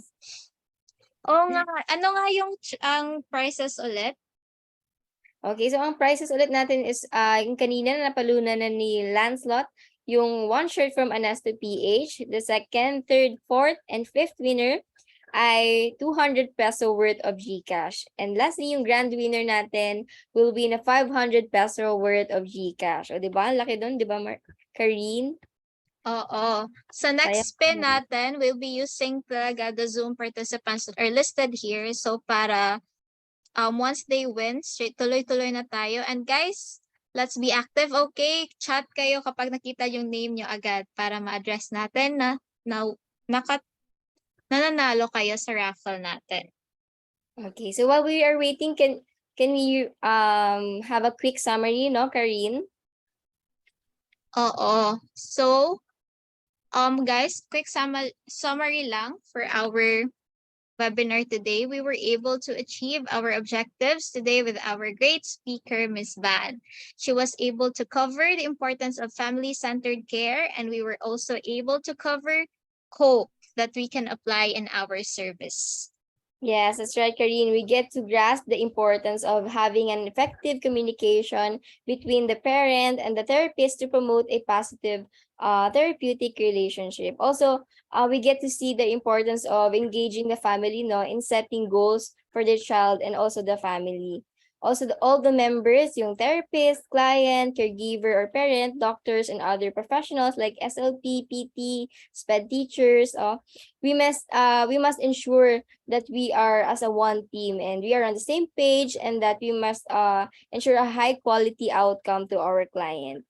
Also, lastly, Ms. Van was able to mention that it is important to allow families, no, to explore their options and possibilities, and everyone should contribute to the decision making and the therapy process itself. Okay. Ayun. And thank you so much for that wrap up, Kazel. You were able to summarize talaga the points that Ms. Van highlighted during her talk. So now we would like to ask everyone to fill out the feedback form for the certificates so that we can give you your certificates after the program. And let's proceed muna to our photo op. Guys, please turn on all your cameras for our picture taking.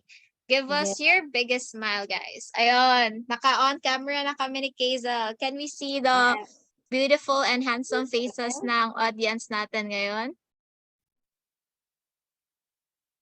Ayun.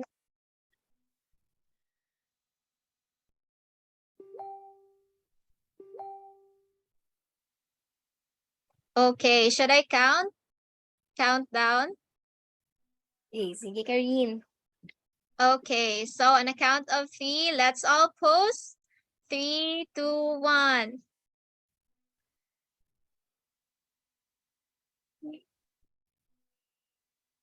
Ayun. Was our tech team able to capture that photo session?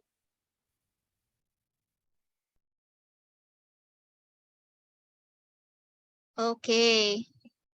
I think na-capture ng tech team yon. Okay, So, so ang ganda talaga at gwapo ng mga viewers natin ngayon, no? So now we would like to thank Miss Vanessa Ibanez, our guest speaker for today. Again, Miss Van, thank you so much for sharing your time and experiences with us. We were so pleased to have your participation in this webinar, and we thank you for your valuable contribution. Thank you so much again, Miss Van, for a truly memorable event, and we hope you could join us again. okay. We also want to express our gratitude to the participants who attended today. We are grateful for your presence, and we hope that you have learned a lot from this webinar. Okay. Finally, we are at the end of our program today, Karine. Again, thank you so much for staying with us since program 1 till the end. And again, congratulations to our winners. And before we formally end, also reminder ulit, visit our Facebook page to stay updated for our future webinars and activities. Again, we are grateful for this opportunity and we hope that you have learned something new from our webinar today. Okay, again, before we formally end this webinar, we would like to remind everyone that our webinar is recorded and will be available to all of you, as well as to those who didn't make it today. You may search our Facebook page, Master of Arts in Occupational Therapy, CDU MAOT. Also, this recording will be available in our YouTube channel, Spotlight on Air. Programs 1 to 3 are also now available on our YouTube channel. Ayun. Okay, again, Visit, oo. all, sige, go, Karine. Okay, so guys don't forget the feedback form. So thank you so much. Okay, again, we thank you to all the people behind the scenes for all the preparations and the hard work for making this event successful.